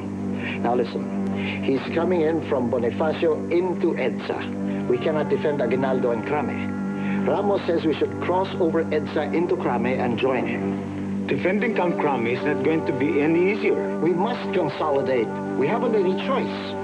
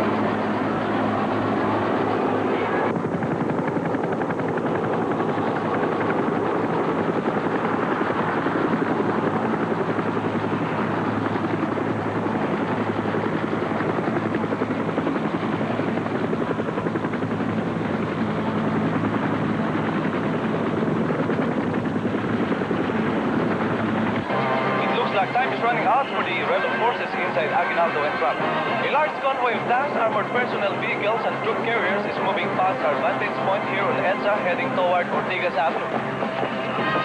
A helicopter just flew over and landed not far from here in a vacant lot at the corner of Ortigas and EDSA, where it looks like a staging area has been set up for loyalist groups. I can't estimate how large the attack force is, but this convoy seems to stretch for miles. Many people have started to move over to the vacant lot and are now surrounding the troops. People are singing, girls are giving flowers to soldiers, nuns are saying rosaries, the Marcos soldiers look confused and don't know what to do. Please! We are all Filipinos! We are all brothers! That's right! We are Filipinos! We give you time! You can fight you! What are you doing there?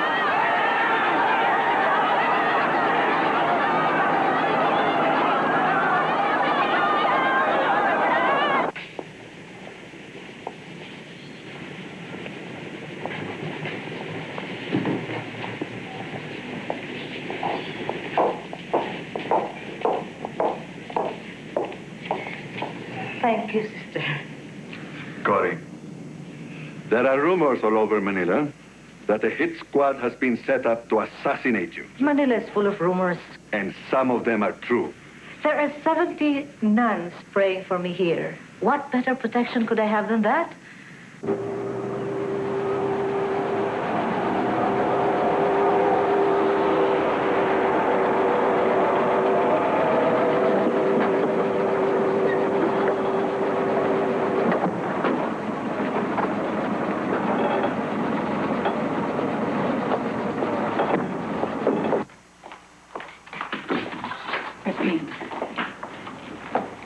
Cory. They feel it would be safer for me if I stay with you.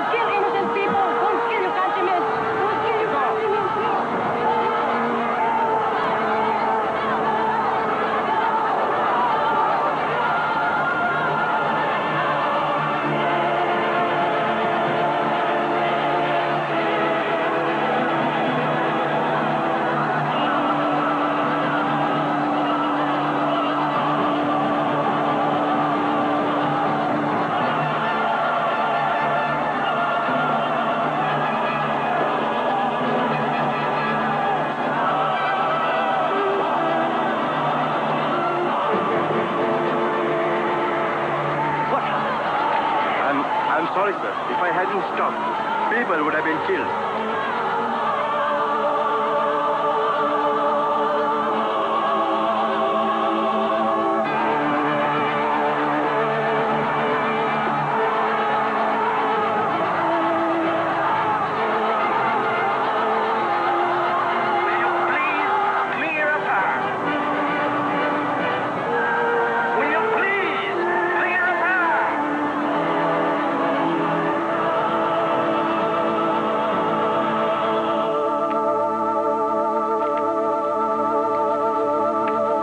Sir, none of the tank crews have been trained to drive the tanks buttoned up.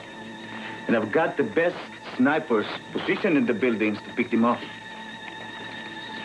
Sir, Tadiar cannot get the crowd to move. He's been stopped? Yes, sir. Tell Balbas to take a detachment round the side of Trami. See whether there's a path to the crowd.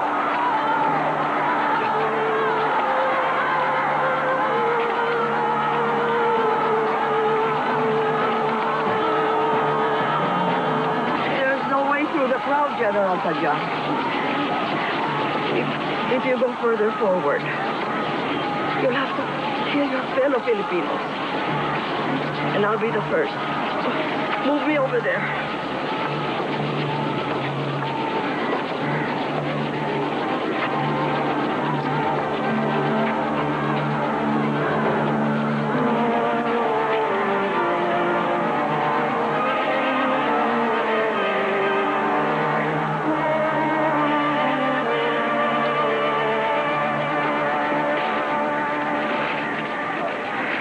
I'm an old woman. And I may as well die for my country as any other way. Hail Mary, full of grace, the Lord is with thee. Blessed art thou amongst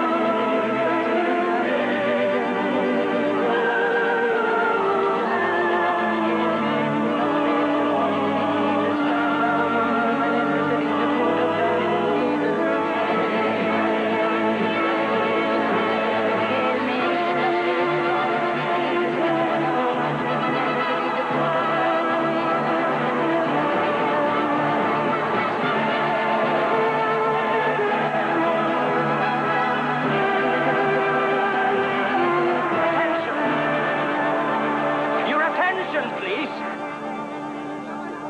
I wish to avoid any civilian casualties. But I am under orders to proceed to Krame. And I am bound by duty to obey those orders. This is your last warning.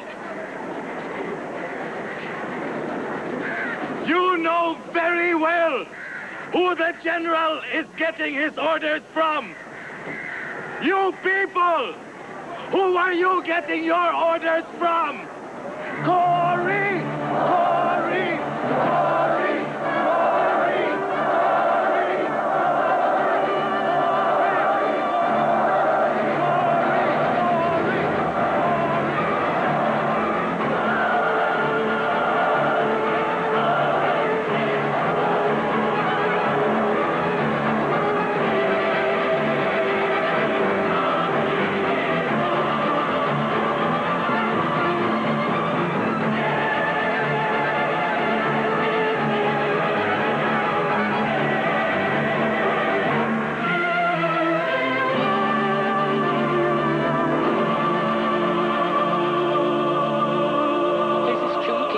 Speaking from Radio Bandido. General Tajar, if you're listening out there, before you give the order, your uncle would like to have a few words with you.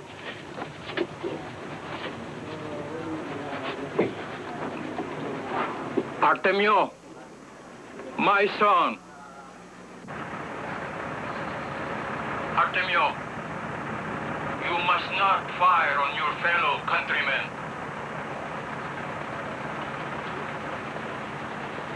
Artemio, there are people in the crowd who are wives and relatives of those brave men in Aguinaldo. They have committed no crime. They simply believe it. The old ways, they are not good enough anymore. I have watched you grow into a man, Artemio. I know that you love your country. I know that you do. You do. But those people around you, they love the country too. Artemio, you must not fire.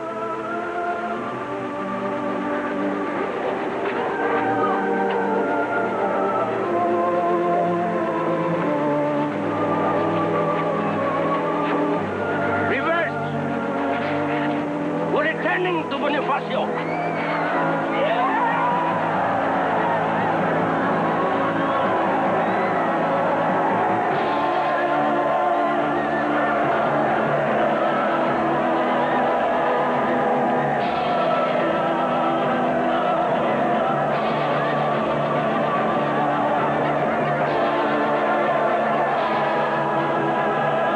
The tanks are returning to Fort Bonifacio.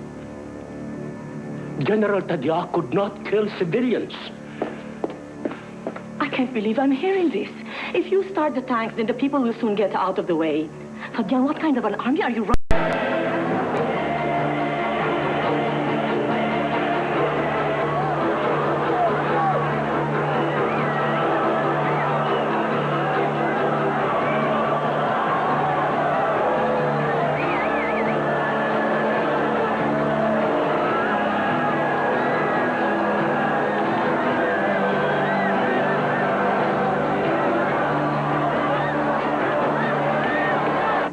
As soon as the civilians are clear, get ready to attack the camp. Perhaps, sir, it would be better if we talk to them first so we can assess their position before we attack. As soon as my broadcast is finished, get Enrile on the phone. I want to talk to him myself. This is a Radio Veritas news update. We are receiving reports that several Radio Veritas put out the air. gathered Yes, sir. outside Camp Aguinaldo and Camp Crame in response to Cardinal Sin's message. Now the church has spoken. Manila's powerful Archbishop, Cardinal Jaime Sin, has declared himself on the side of the rebellious soldiers, seeking to topple the government of President Ferdinand Marcos. Speaking out on Catholic Radio Veritas, Sin asked his people to support and protect the rebel leaders. Standing with me here now is Agapito Boots Aquino, Corazon Aquino's brother-in-law, who has issued a call to his followers to protect the rebel soldiers. Mr. Aquino, people are arriving. They're responding to you and the Cardinal. What happens if Marcos attacks? The Filipinos are brave people. I think they are prepared to risk their lives to stand against Marcos. Can you explain the defection of the defense minister who has been a Marcos man for so many years? In the defense minister's own words, enough is enough. I decided to appear on television to explain the current and tense situation triggered by these allegations of the former Minister of Defense and the former Vice Chief of Staff saying that they were being arrested. There was no warrant of arrest against either of them. Their actions do indicate now, however, that they were part of an aborted coup d'etat, an assassination plot against myself and the First Lady, which was supposed to take place tonight. First time in his life he's ever told the truth. And no one will believe a word of it. The plot and conspiracy was aborted when our men arrested some of the officers within the Presidential Security Command who revealed the conspiracy. We do not want anybody hurt. I should like to save the lives of the officers and men who are there with you. I should like to save the lives of both Minister Enrile and General Ramos, who happens to be a relative of mine. I call on the Minister of Defense and the former Vice Chief of Staff to stop this stupidity and surrender. They should realize that we are in complete control of the situation. As I have said, if there would be any fighting, this would be a bloody mess. But it would mean possibly the liquidation of all those men who are now in that corner at Camp Aguinaldo. May I now ask Captain Ricardo Morales to read his statement?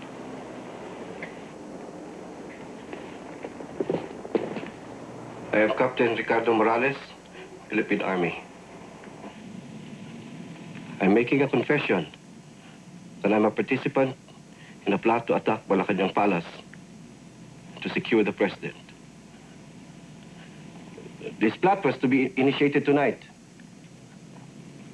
The leader of the group is Colonel Gregorio Onasan, the security officer of Minister Enrile.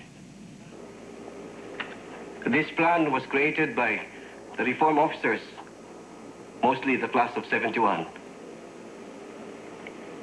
How could you do this? I treated you like a son. Rick, look at me.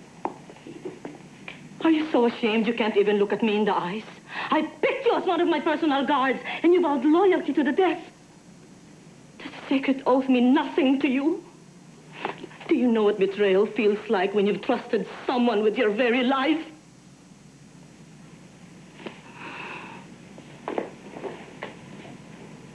Do you remember when your boy got sick? You told me he had a fever. You told me you were scared he would die. Do you remember what I did?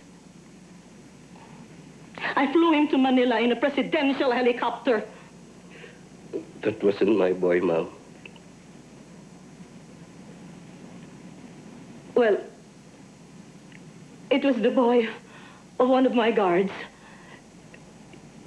He looked like you. And if it was your boy, I would have done it for him. If you're my friend, I'm the best friend in the world.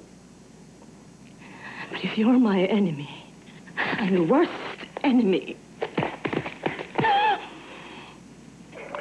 The president would like to talk to you, Minister. It's too late to talk. We've already taken a stand. This is quite an unexpected turn of events, sir. I would like to request you, if you want any dialogue with us, to not attempt any attack against us tonight. Commit to us also that you won't attack the palace tonight. Do you have my solemn word? We won't attack the palace. We have no aggressive intention. We will stay in the camp until dawn. And then we talk. All right, then. Truce until dawn.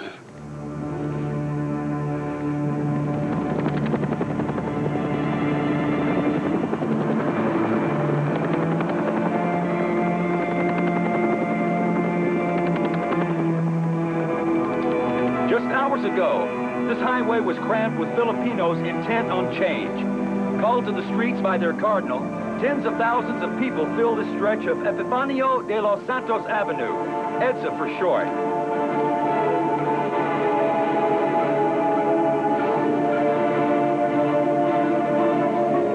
As the night dragged on, however, the crowds peaked, then dwindled rapidly. The soldiers, led by the defense minister and General Fidel Ramos, want the people here as insurance for their bid to oust Ferdinand Marcos from power. That may be asking too much. The renegades say they expect a loyalist attack. The several hundred people still here now are afraid. Flesh against tanks is no bargain. This is Tony O'Neill from Manila. Man. You think it's over? I think it could get bloody. Are you staying? Yeah, I want to see the son of a bitch finished. Let the people of the Philippines be assured that these pathetic appeals for me to step down will not influence me. I have no intention of resigning. I might shortly unleash artillery attacks on the rebel that will finish this problem for good.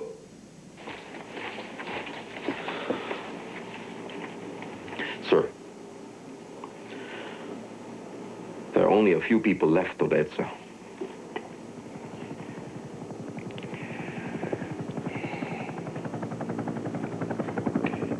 Some were with us to the death 3 days ago. But now where the hell are they?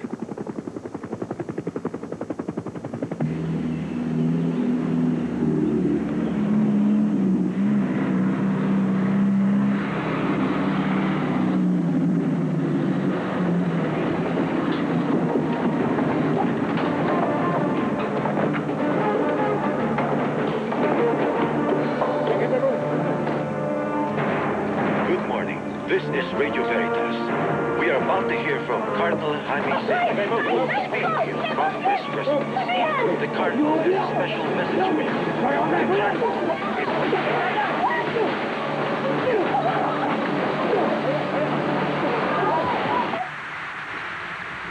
is... We'll use the backup transmitter. We have enough power to transmit for a couple of hours.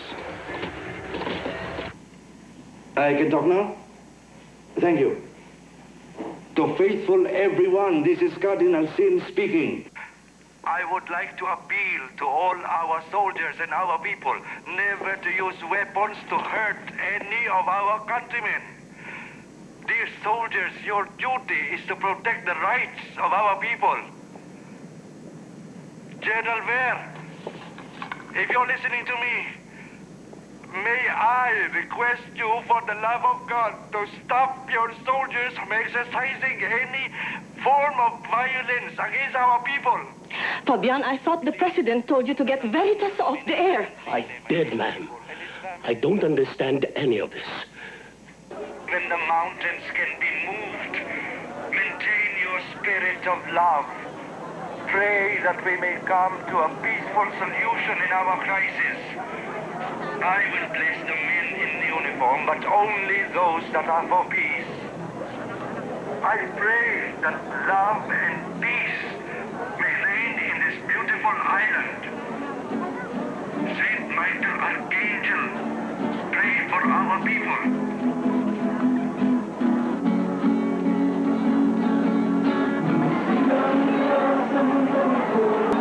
Laking tuwa ng magulang mo, at ang kamay nila ang iyong ilaw.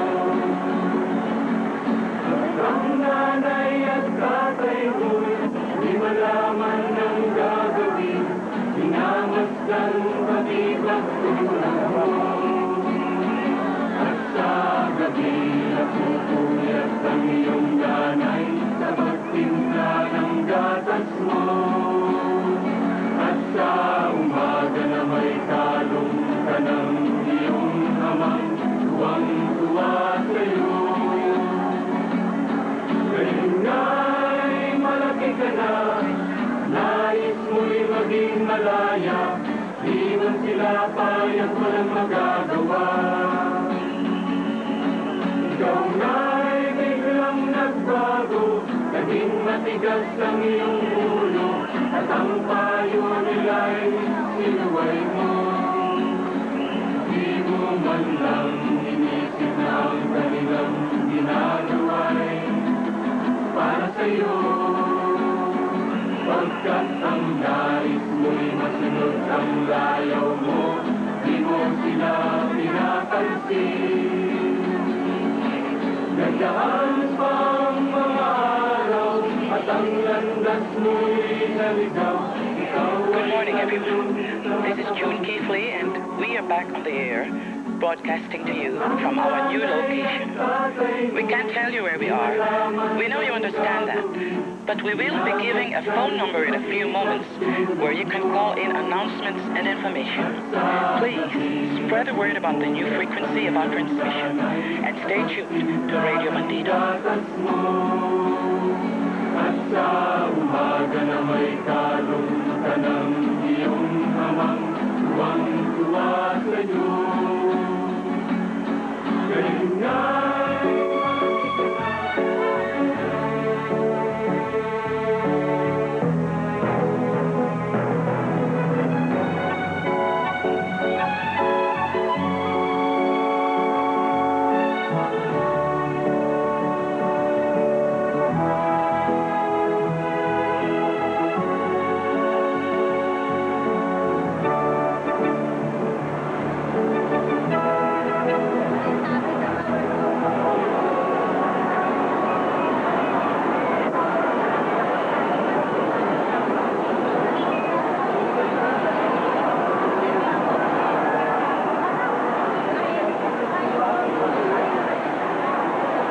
Just tell the truth.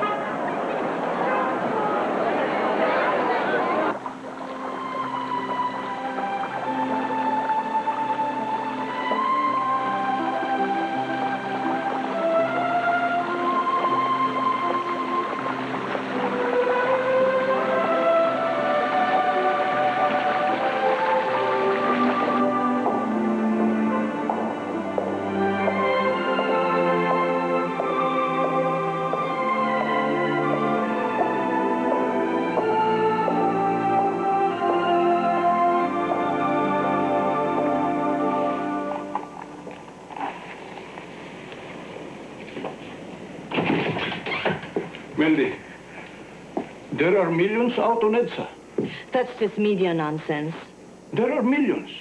Helicopters have been surveying the crowd since this morning. They've just gone out to see the fighting. Like a picnic, like a crowd gathers after an accident. They're wearing yellow. Ferdy, you worry too much. Ever since we met, you worry, always. Do you really think the people would want a little housewife to represent our nation? Do you think she would be taken seriously by the leaders of the world like I am? If our position was threatened, there'd be 10 million people out on the streets fighting for us. Our position is threatened. Don't you realize that?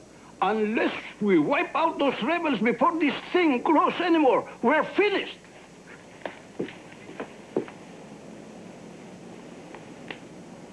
These shoes are too low. Wala na kayong tinupad sa lahat ng puntos ko. Hati ko naman. Hindi ba sinabi sa'yo na dapat to move on the rebels. Now move! Wipe them out! Yes, sir. The reaction to this latest crisis came this afternoon. A conference call between President Reagan at Camp David and his top advisors here in Washington. Schultz, Weinberger, National Security Advisor Poindexter, and Chief of Staff Donald Regan. As Secretary of State Schultz left the White House, officials released a statement strongly endorsing the charges of election fraud by Enrile and Ramos in the Philippines. Their statement, said White House spokesman Larry Speaks, reinforce our concerns that the fraud was so extreme as to undermine the credibility and legitimacy of the election and impairs the capacity of the government of the Philippines to cope with the growing insurgency and troubled economy. Translation. Cory won the election. Oh, your translation, pal, not mine.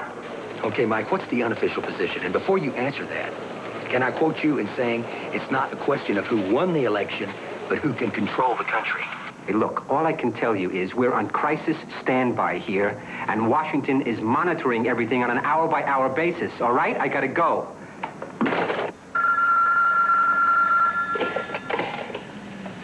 There. Tommy, hurry up. Take the Marines. Proceed to Camp Aguinaldo. If the rebels don't surrender, crush them.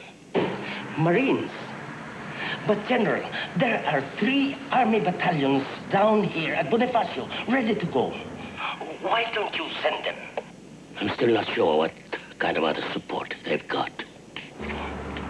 My Marines are deployed already at the palace. It will take hours to pull them out and mobilize an assault. Take the Marines. I don't care how long it takes.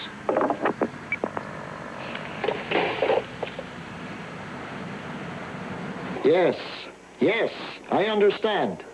Thank you.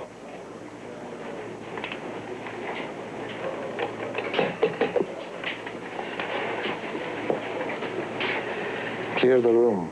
Yes, sir. Ladies and gentlemen, please excuse us.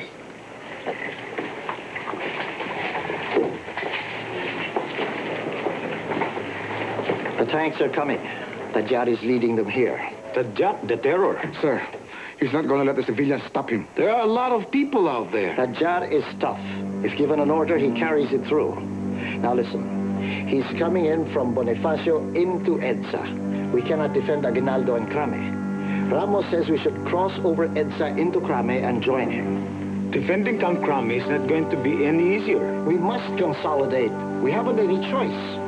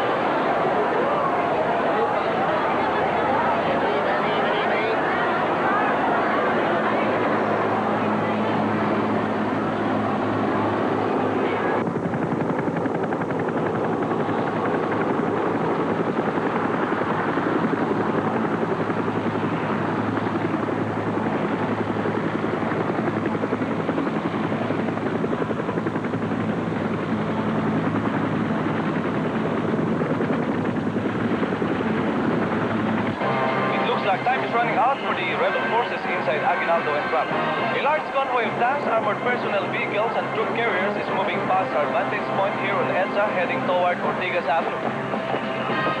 A helicopter just flew over and landed not far from here in the vacant lot on the corner of Ortigas and Edsa, where it looks like a staging area has been set up for loyalist troops.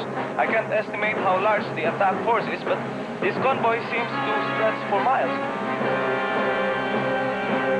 Many people have started to move over to the vacant lot and are now surrounding the troops. People are singing, girls are giving flowers to soldiers, nuns are saying rosaries, the marked soldiers look confused and don't know what to do. Now, please! We are all Filipinos! We are all brothers! That's right! We are Filipinos! Please leave your time! You can fight you! What are you doing there?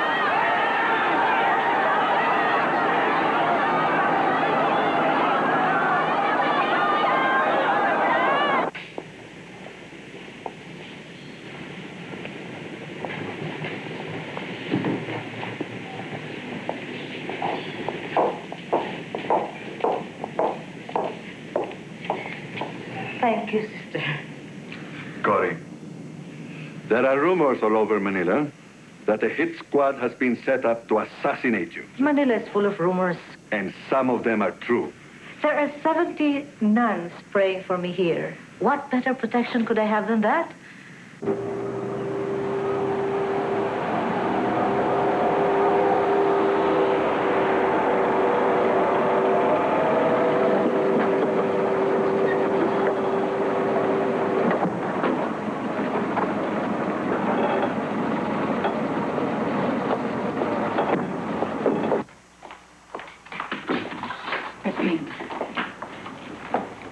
Cory. They feel it would be safer for me if I stay with you.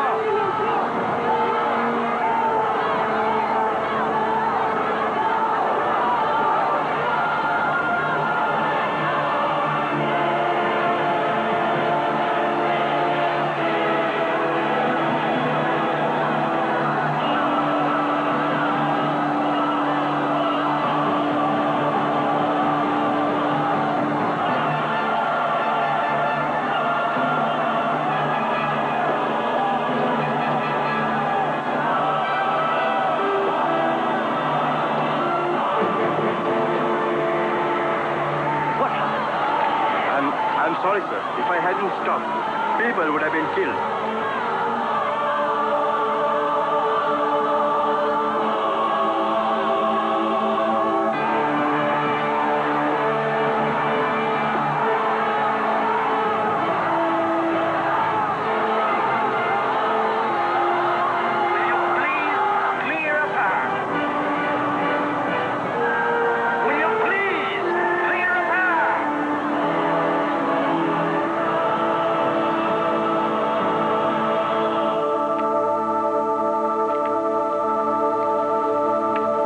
Sir, none of the tank crews have been trained to drive the tanks buttoned up.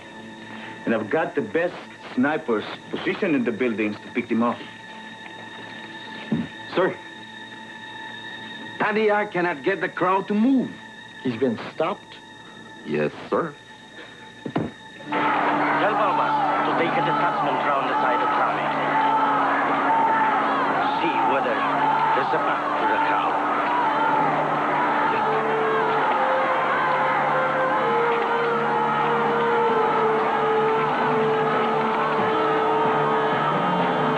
There's no way through the crowd, General Tadya.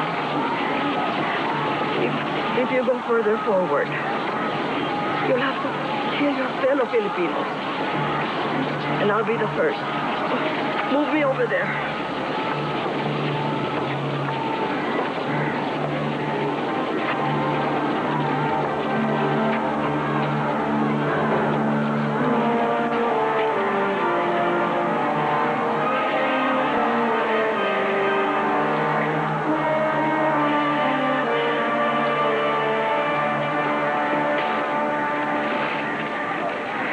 I'm an old woman.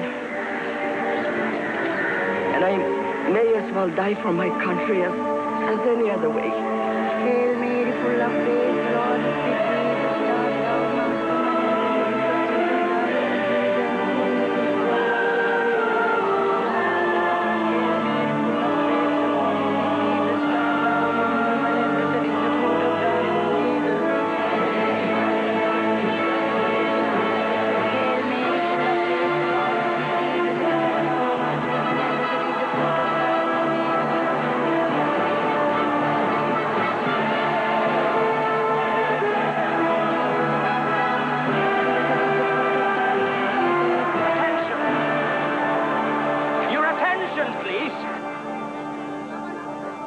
amongst to avoid any civilian casualties. But I am under orders to proceed to Krame. And I am bound by duty to obey those orders. This is your last warning. You know very well who the general is getting his orders from. You people! Who are you getting your orders from? Cory! Cory! Cory! Cory!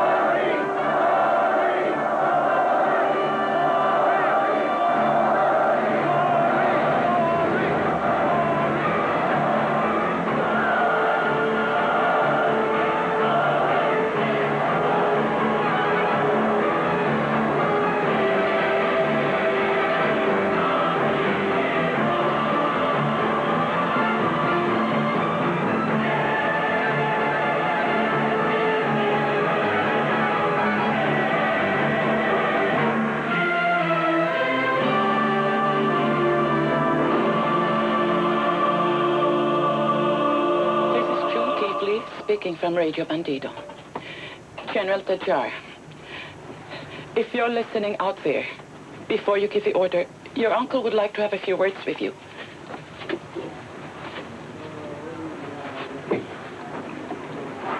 Artemio, my son. Artemio, you must not fire on your fellow countrymen.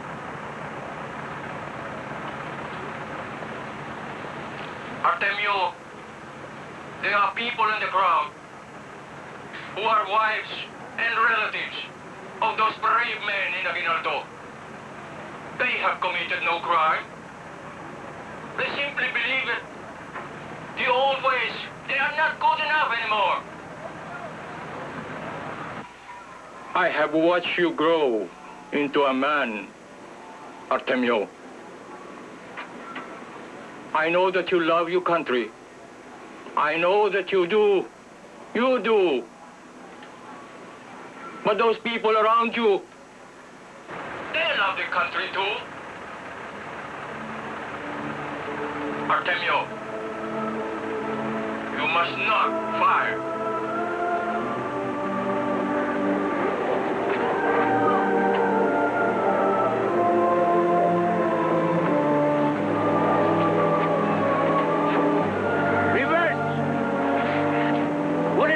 To Bonifacio.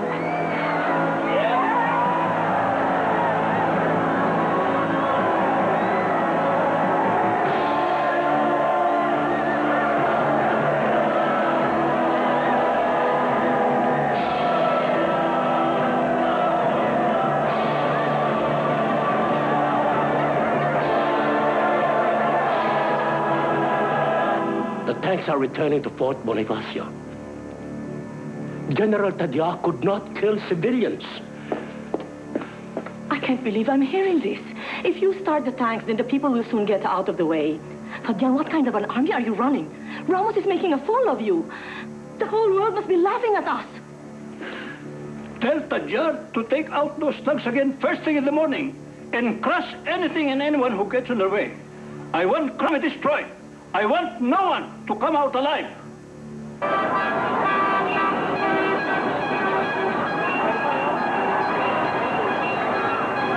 For now, there is jubilation inside rebel headquarters at Camp Krame in Manila. what Filipinos call people power, turned back a tank assault earlier in the day by forces loyal to President Marcos. Faced with praying nuns and children offering flowers, Marcos's commanders halted a planned assault on rebel positions here. Marcos still commands overwhelmingly superior forces. He controls jet fighters and helicopter gunships. The rebels, under Defense Minister Juan Ponce Enrile and General Fidel Ramos, control this camp and an undetermined number of sympathetic officers and men. Today showed, however, they command something that may prove far more important than bullets and guns: the sympathy of the Filipino people. This is Tony O'Neill reporting from Manila. Mr. President. Mr. Ambassador? I have a message from President Reagan, sir. Shall I read it? Yes. Dear Ferdinand, I urge you to make every attempt to resolve the situation by peaceful negotiation. The use of force would greatly reduce the chance of a successful resolution of the present crisis. Tell the President that I have no intention of using force unless it is absolutely necessary. President Reagan has also instructed me to inform you, sir, that you will be welcome in the United States if you decide to leave the Philippines. If I leave the Philippines, the American bases leave the Philippines. Thank the President very much, but assure him that I am totally in command.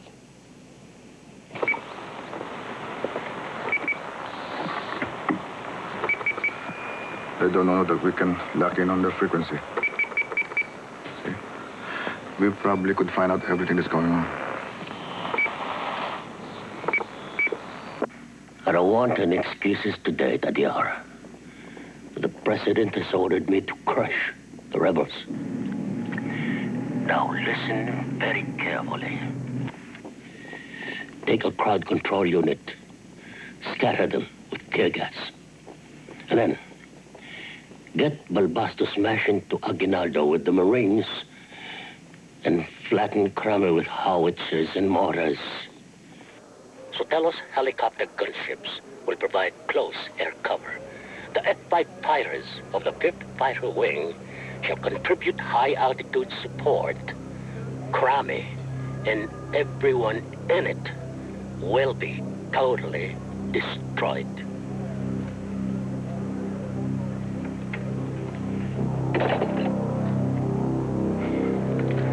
Gentlemen, if any of you have got phone calls to make, I suggest you do it now.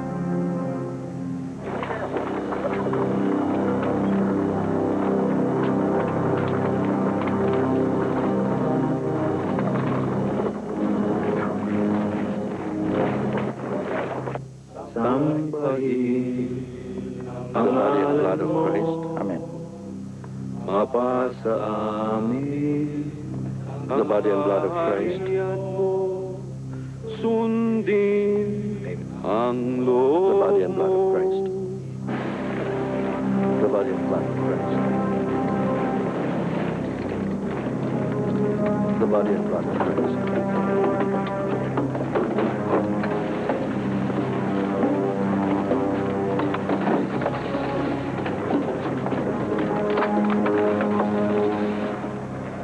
Loving Father, behold our great men who have served the country in their sincere desire to serve it more sincerely and heroically.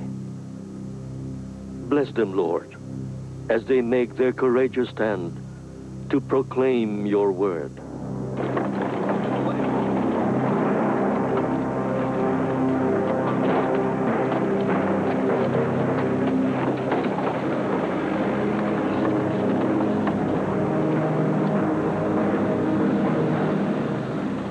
In nomine Patri, et Filii, et Spiritus Sancti. Amen.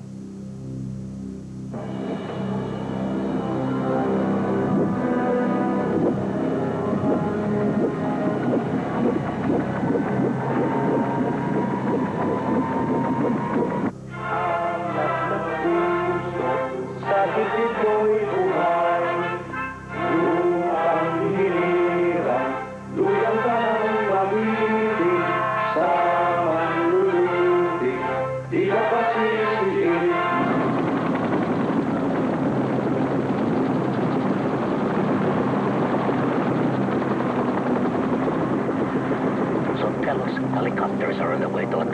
coming, Mr. President. Good. Let me know when it's over. If it's violence they want, then violence it is.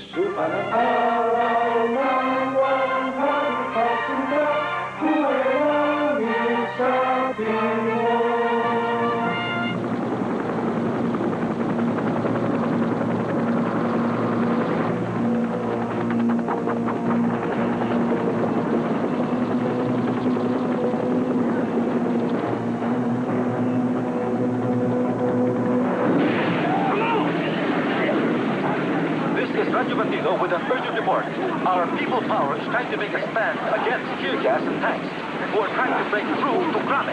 The assault started about 15 minutes ago along San Holland Road.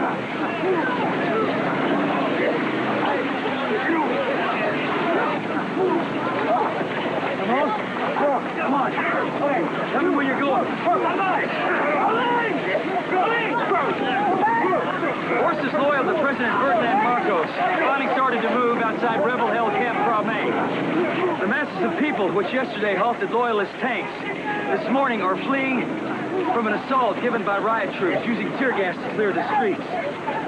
After 2 days of indecision, the moment of truth for Ferdinand Marcos and his steely adversaries may be at hand. This is Tony O'Neill reporting from Manila.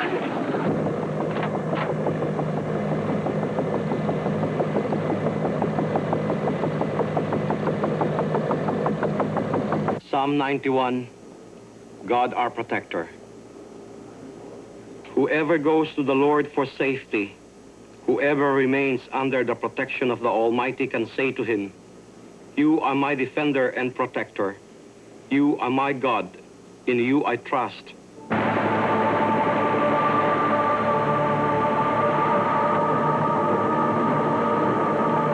He will cover you with his wings. You will be safe in his care. His faithfulness will protect and defend you. You need not fear any dangers at night or sudden attacks during the day.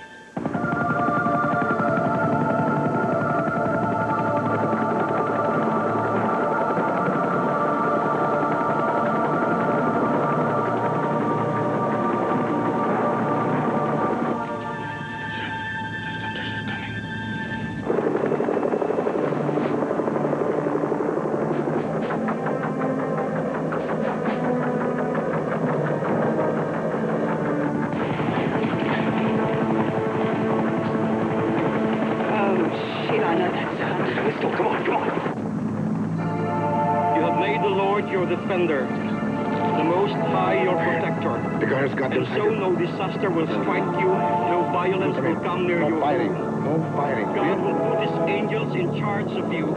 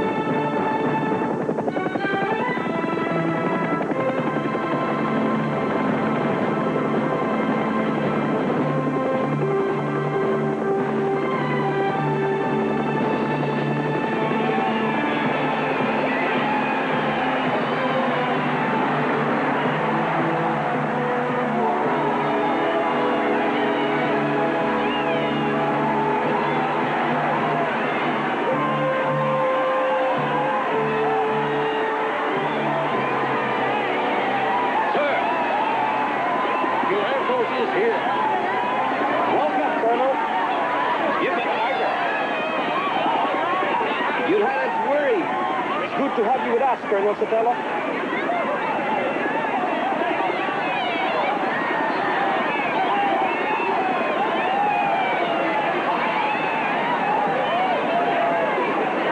This is June Kafley from Radio Bandido, bringing you an important announcement. There are strong and persistent reports that Marcus and his family have fled the country. I repeat, there are strong and persistent reports that Marcus and his family have fled the country. To all the troops fighting for Marcus, you are not fighting for anyone or anything anymore. I repeat, to all the troops fighting for Marcus, you are not fighting for anyone or anything anymore. He's gone.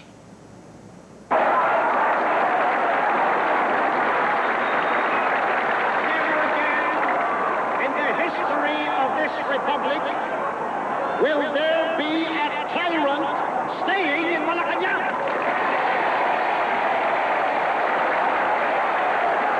We must always remember what has happened and thank the armed forces of the Philippines for the freedom of the Filipino people.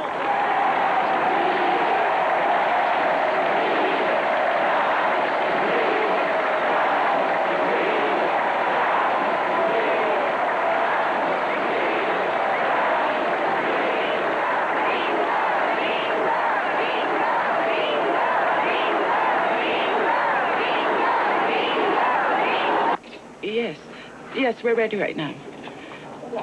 This is Radio Bandido again. We have on our phone line Cory Aquino. Mrs. Aquino? Radio Bandido, they're ready. People of the Philippines, by now, most of you will have heard the welcome news that the Marcoses have fled. There is no longer any reason for Filipinos to fight Filipino. We must have peace and reconciliation. We must be magnanimous in victory. Tomorrow is the day I will be sworn in as President of the Philippines. And our country will return to democracy. Ladies and gentlemen, you have just heard the voice of Cory Aquino over Radio Bandido, announcing the plan to take the oath of office.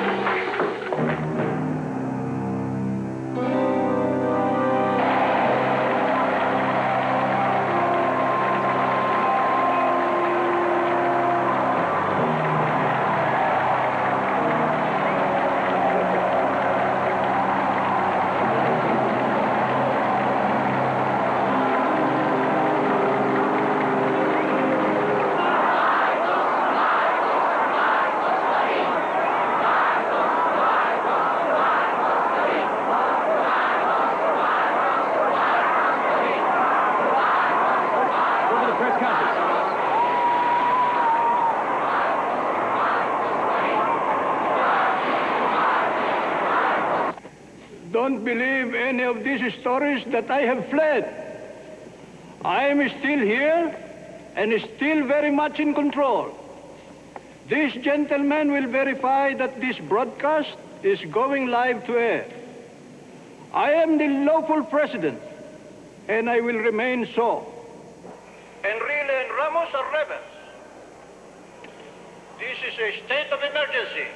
You are now free to use small firearms to defend yourself.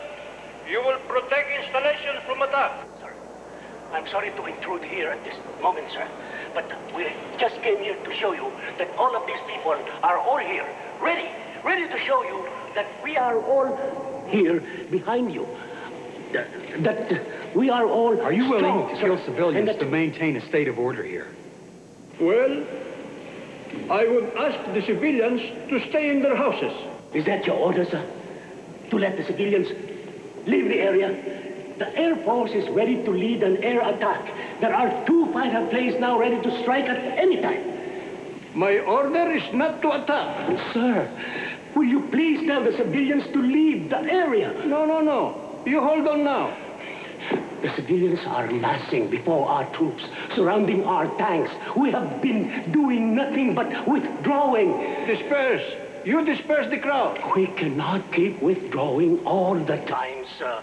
My order is to disperse the crowd without shooting them. A group of rebels from Crame is attacking Channel 4.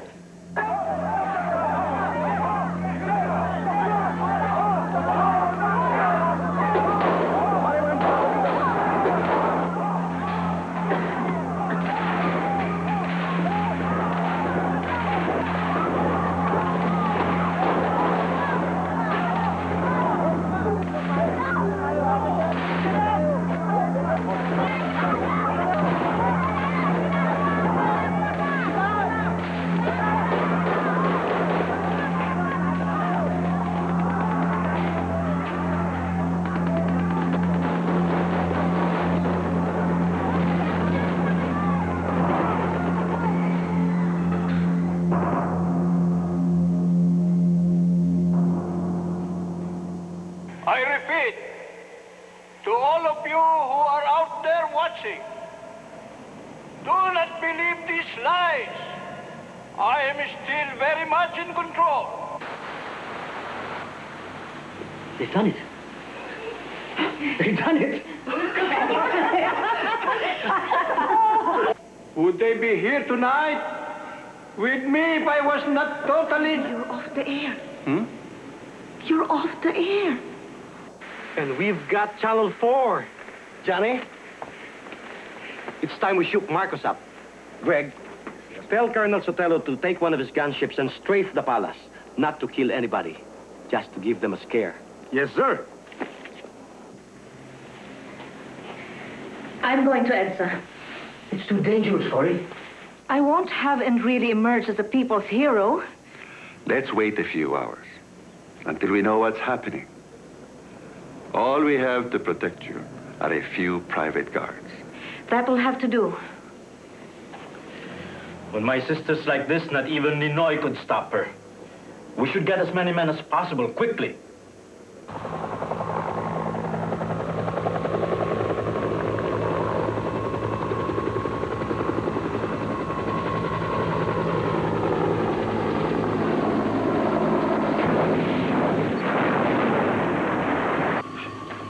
Where did the planes come from?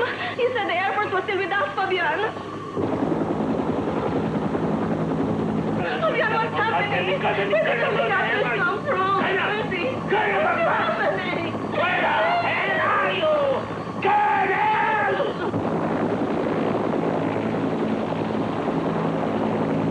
Cory! Cory! Cory! Cory! Cory! Cory!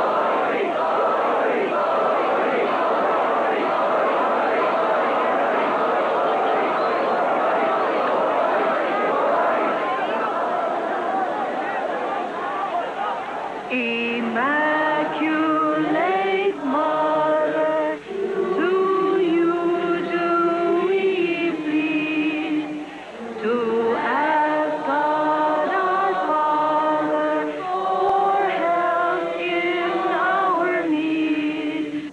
Adios. Yes, General. I want no loud attack on Crame. Using all available army units. Sir, listen to this. If we have to fire on civilians, we are going to fire. Move out as soon as possible.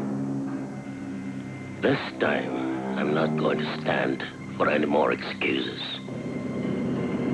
Move out.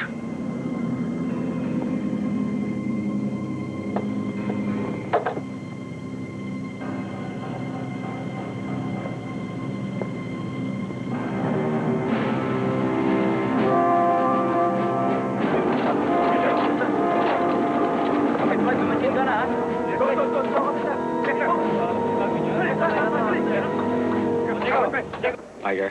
Sir. Warn the civilians in the building. We might not be able to defend them. Yes, sir. All civilians must move out of this building immediately. General. Not now. I've been ordered by General Vare to use all of your units to make an all-out assault on Crame.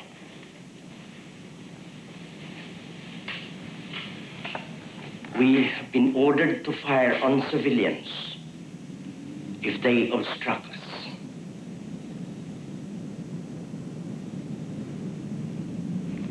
I have obeyed all orders I have ever been given. All. Damn it! I'm not going to obey this one. So if there is anyone who wishes to lead this operation, speak up. Now.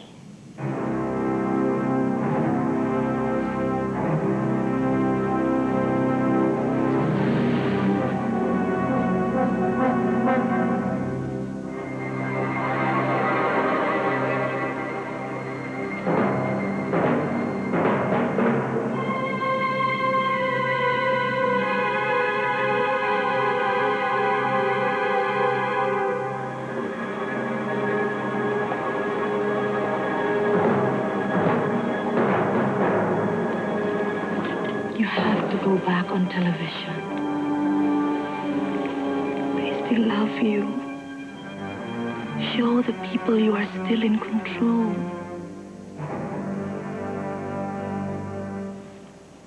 I am appearing on Channel 9 because the rebels have killed my soldiers and taken over Channel 4. Then, without warning, they launched an attack at the presidential palace, endangering my children and my grandchildren. What kind of men are these? We have no intention of going abroad. We have no intention of resigning. We will defend the Republic until the last breath of life and until the last drop of blood in our bodies. Doesn't he realize that it's all over? As long as Marcos is in the Philippines, it's not over.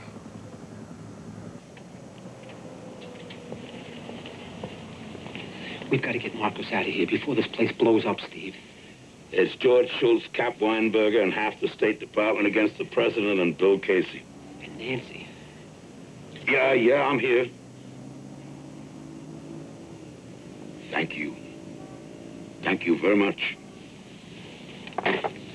Okay, Reagan's got him loose. The official statement will be cabled through momentarily. Thank God. Well, looks like it's over for our boy Ferdy, huh?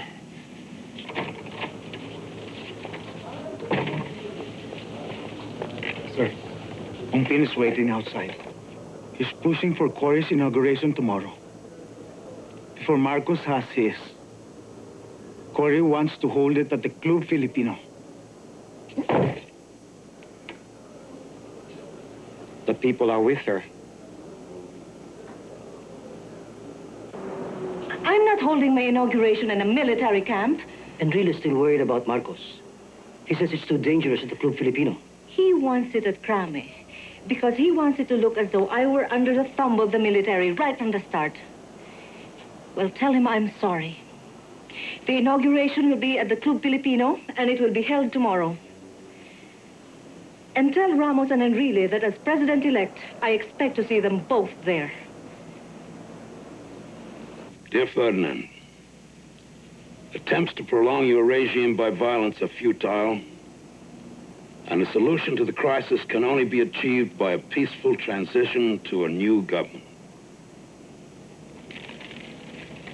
Mr. President, we will facilitate your departure in every possible way. The time has come to go. President Reagan urges you to leave gracefully, to avoid plunging this country into a bloody civil war. I understand what the President is saying, Ambassador Bosworth.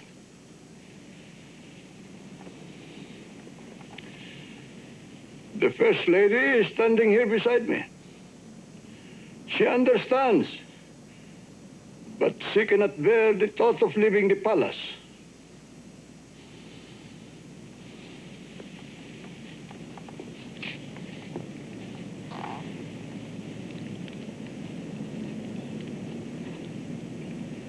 Ambassador Bosworth,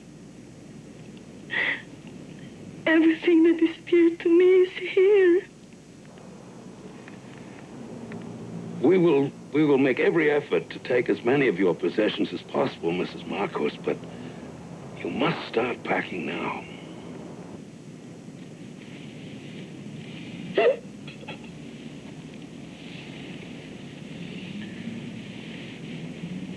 Ambassador Bosworth,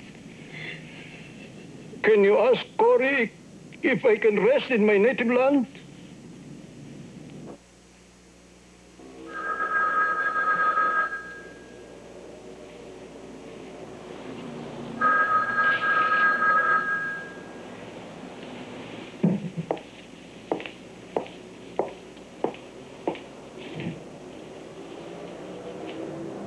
Hold the line, please.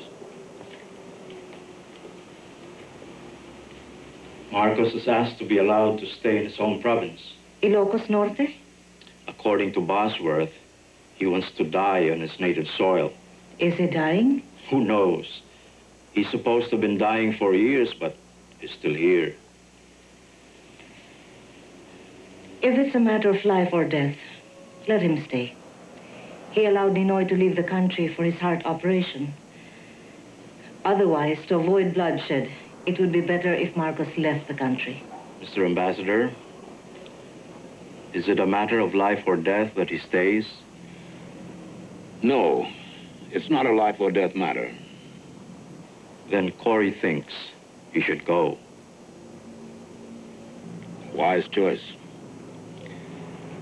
There's an even more delicate matter that I should speak to Cory about. It's General Vare.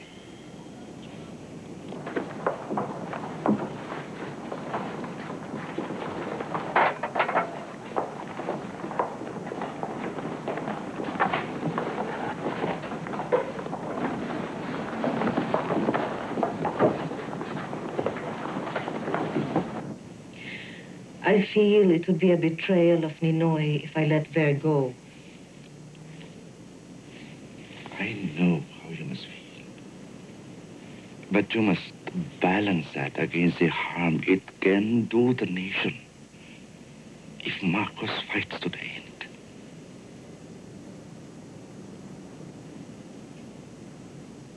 I must pray about that. I must ask God for the answer.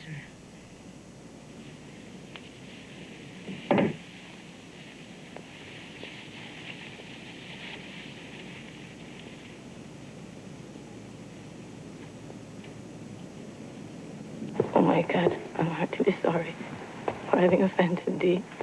Please, and that it is all my sins, because I dread the loss of heaven and the pains of hell. But most of all, because...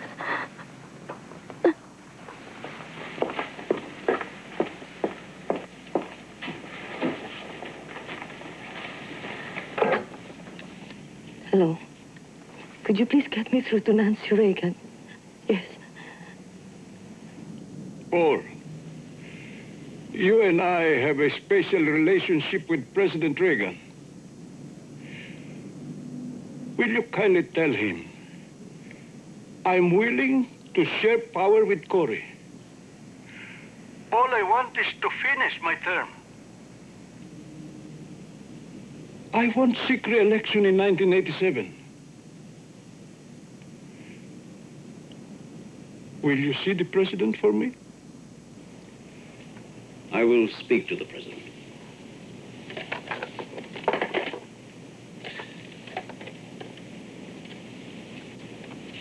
Would you check and see if I could see the president?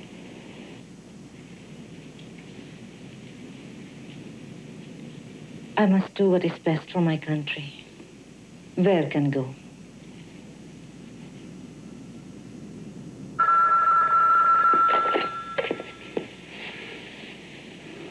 Mr. President? Paul, did you talk to the president? Yes, sir. What did he say? He says you'll be welcome in the United States if you see fit to come here.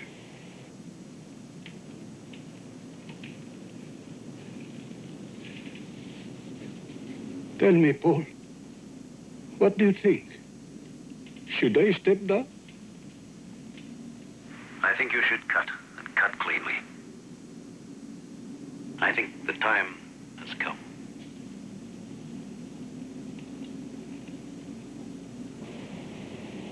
Are you still there, Mr. President? I'm so very, very disappointed.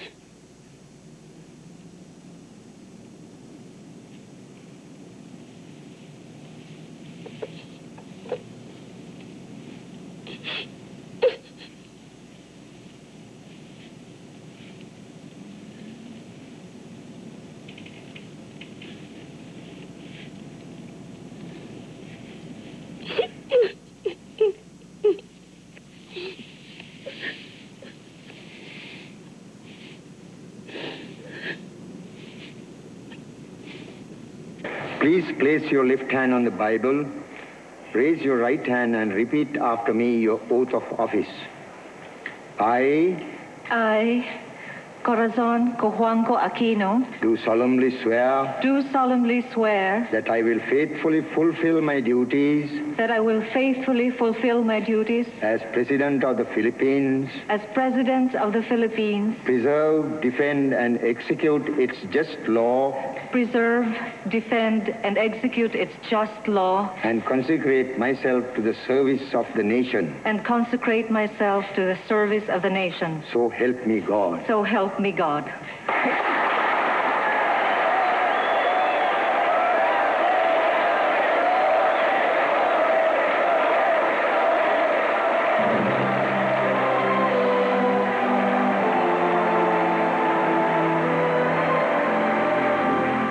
I hereby appoint Salvador H. Laurel as Prime Minister Designate.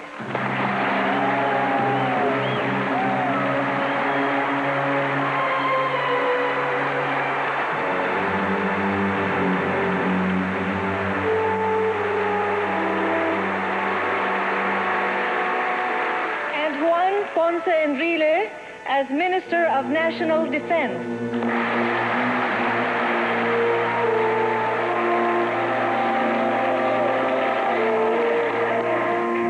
I hereby promote Lieutenant General Fidel V. Ramos to full general and appoint him as Chief of Staff of the Armed Forces of the Philippines.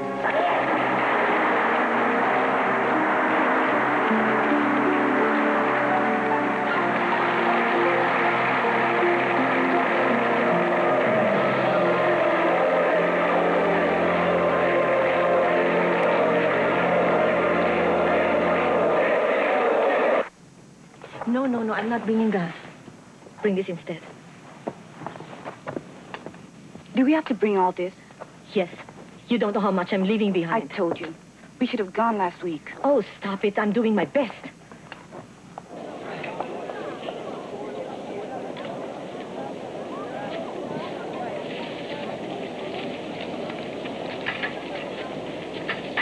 Let's go to the house.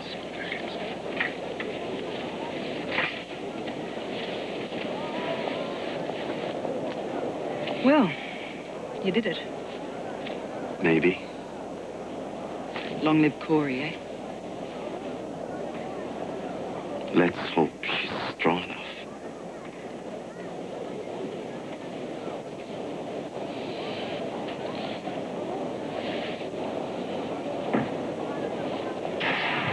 How many friends have we got?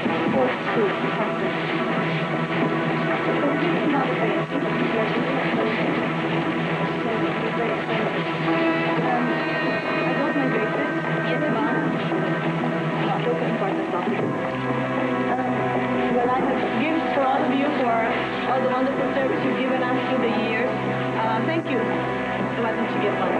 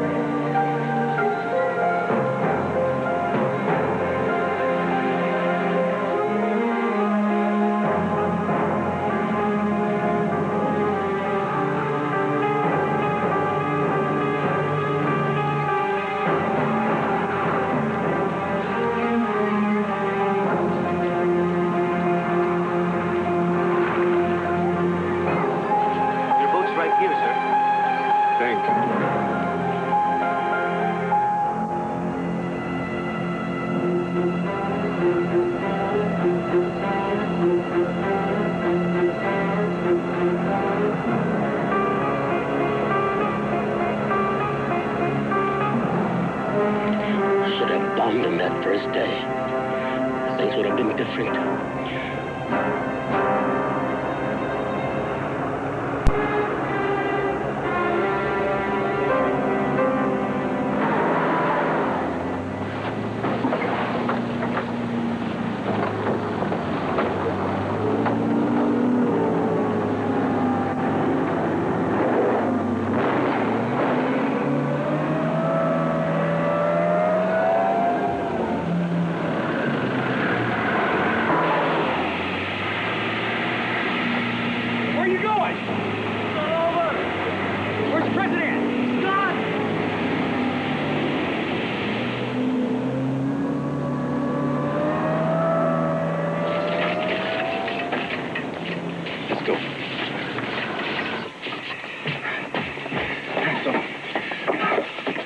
Marcos is gone. Yeah? We just heard him take off, right? Right.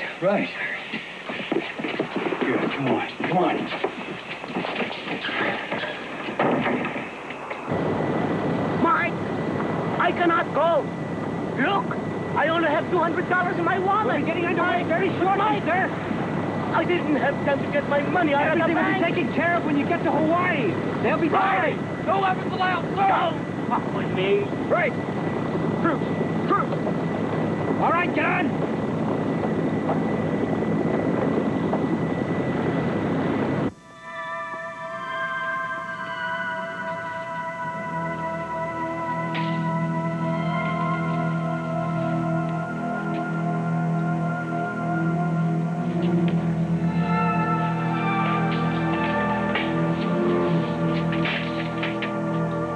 Let's get a drugstore here.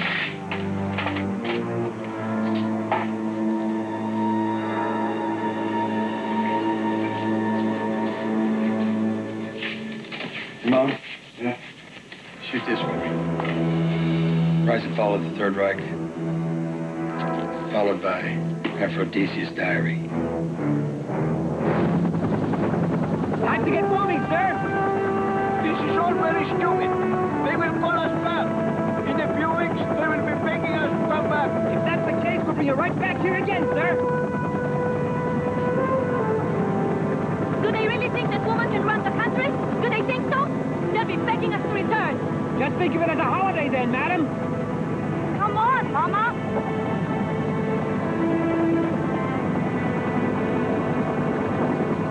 Where are you taking us? Come on, sir. Another flight will take you on to Hawaii. No. Take me to Ilocos Norte. I want to die in my own country. Sorry, sir, I have my orders.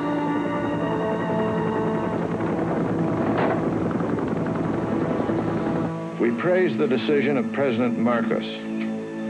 Reason and compassion have prevailed in ways that best serve the Filipino nation and people. In his long term as president, Ferdinand Marcos showed himself to be a staunch friend of the United States. We are gratified that his departure from office has come peacefully.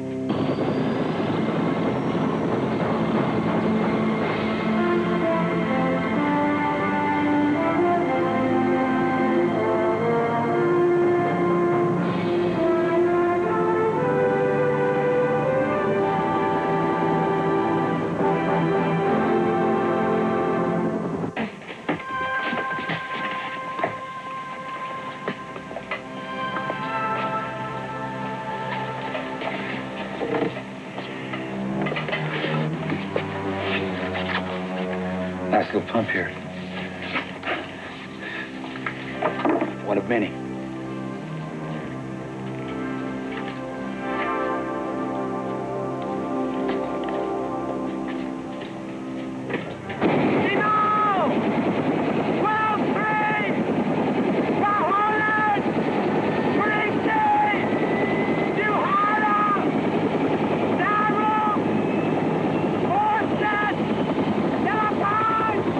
Delgado!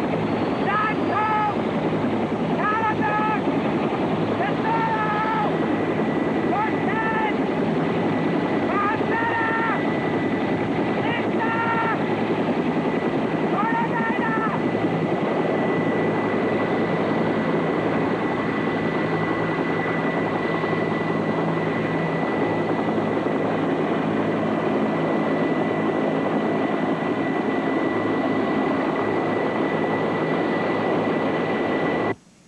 President Aquino, congratulations. I and all my staff wish you the very best. And the President of the United States sends his warmest regards. Thank you, Mr. Ambassador. And thank you, President.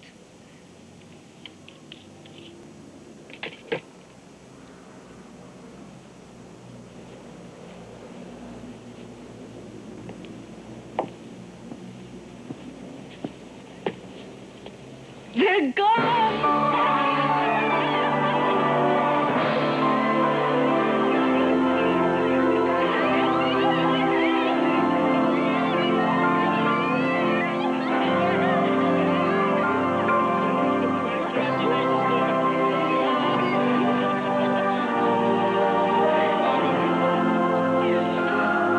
It's late. We better get some sleep. We have a lot to do tomorrow.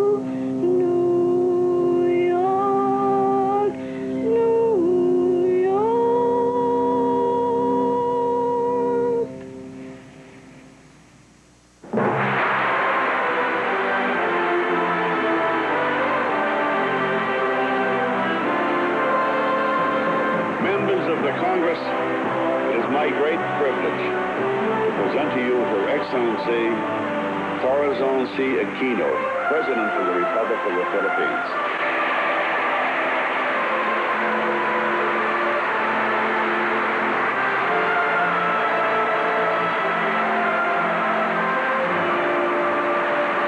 Mr. Speaker, Senator Thurman, distinguished members of Congress. 3 years ago, I left America in grief to bury my husband, Ninoy Aquino. I thought I had left it also to lay to rest his restless dream of Philippine freedom. Today, I have returned as the President of a free people.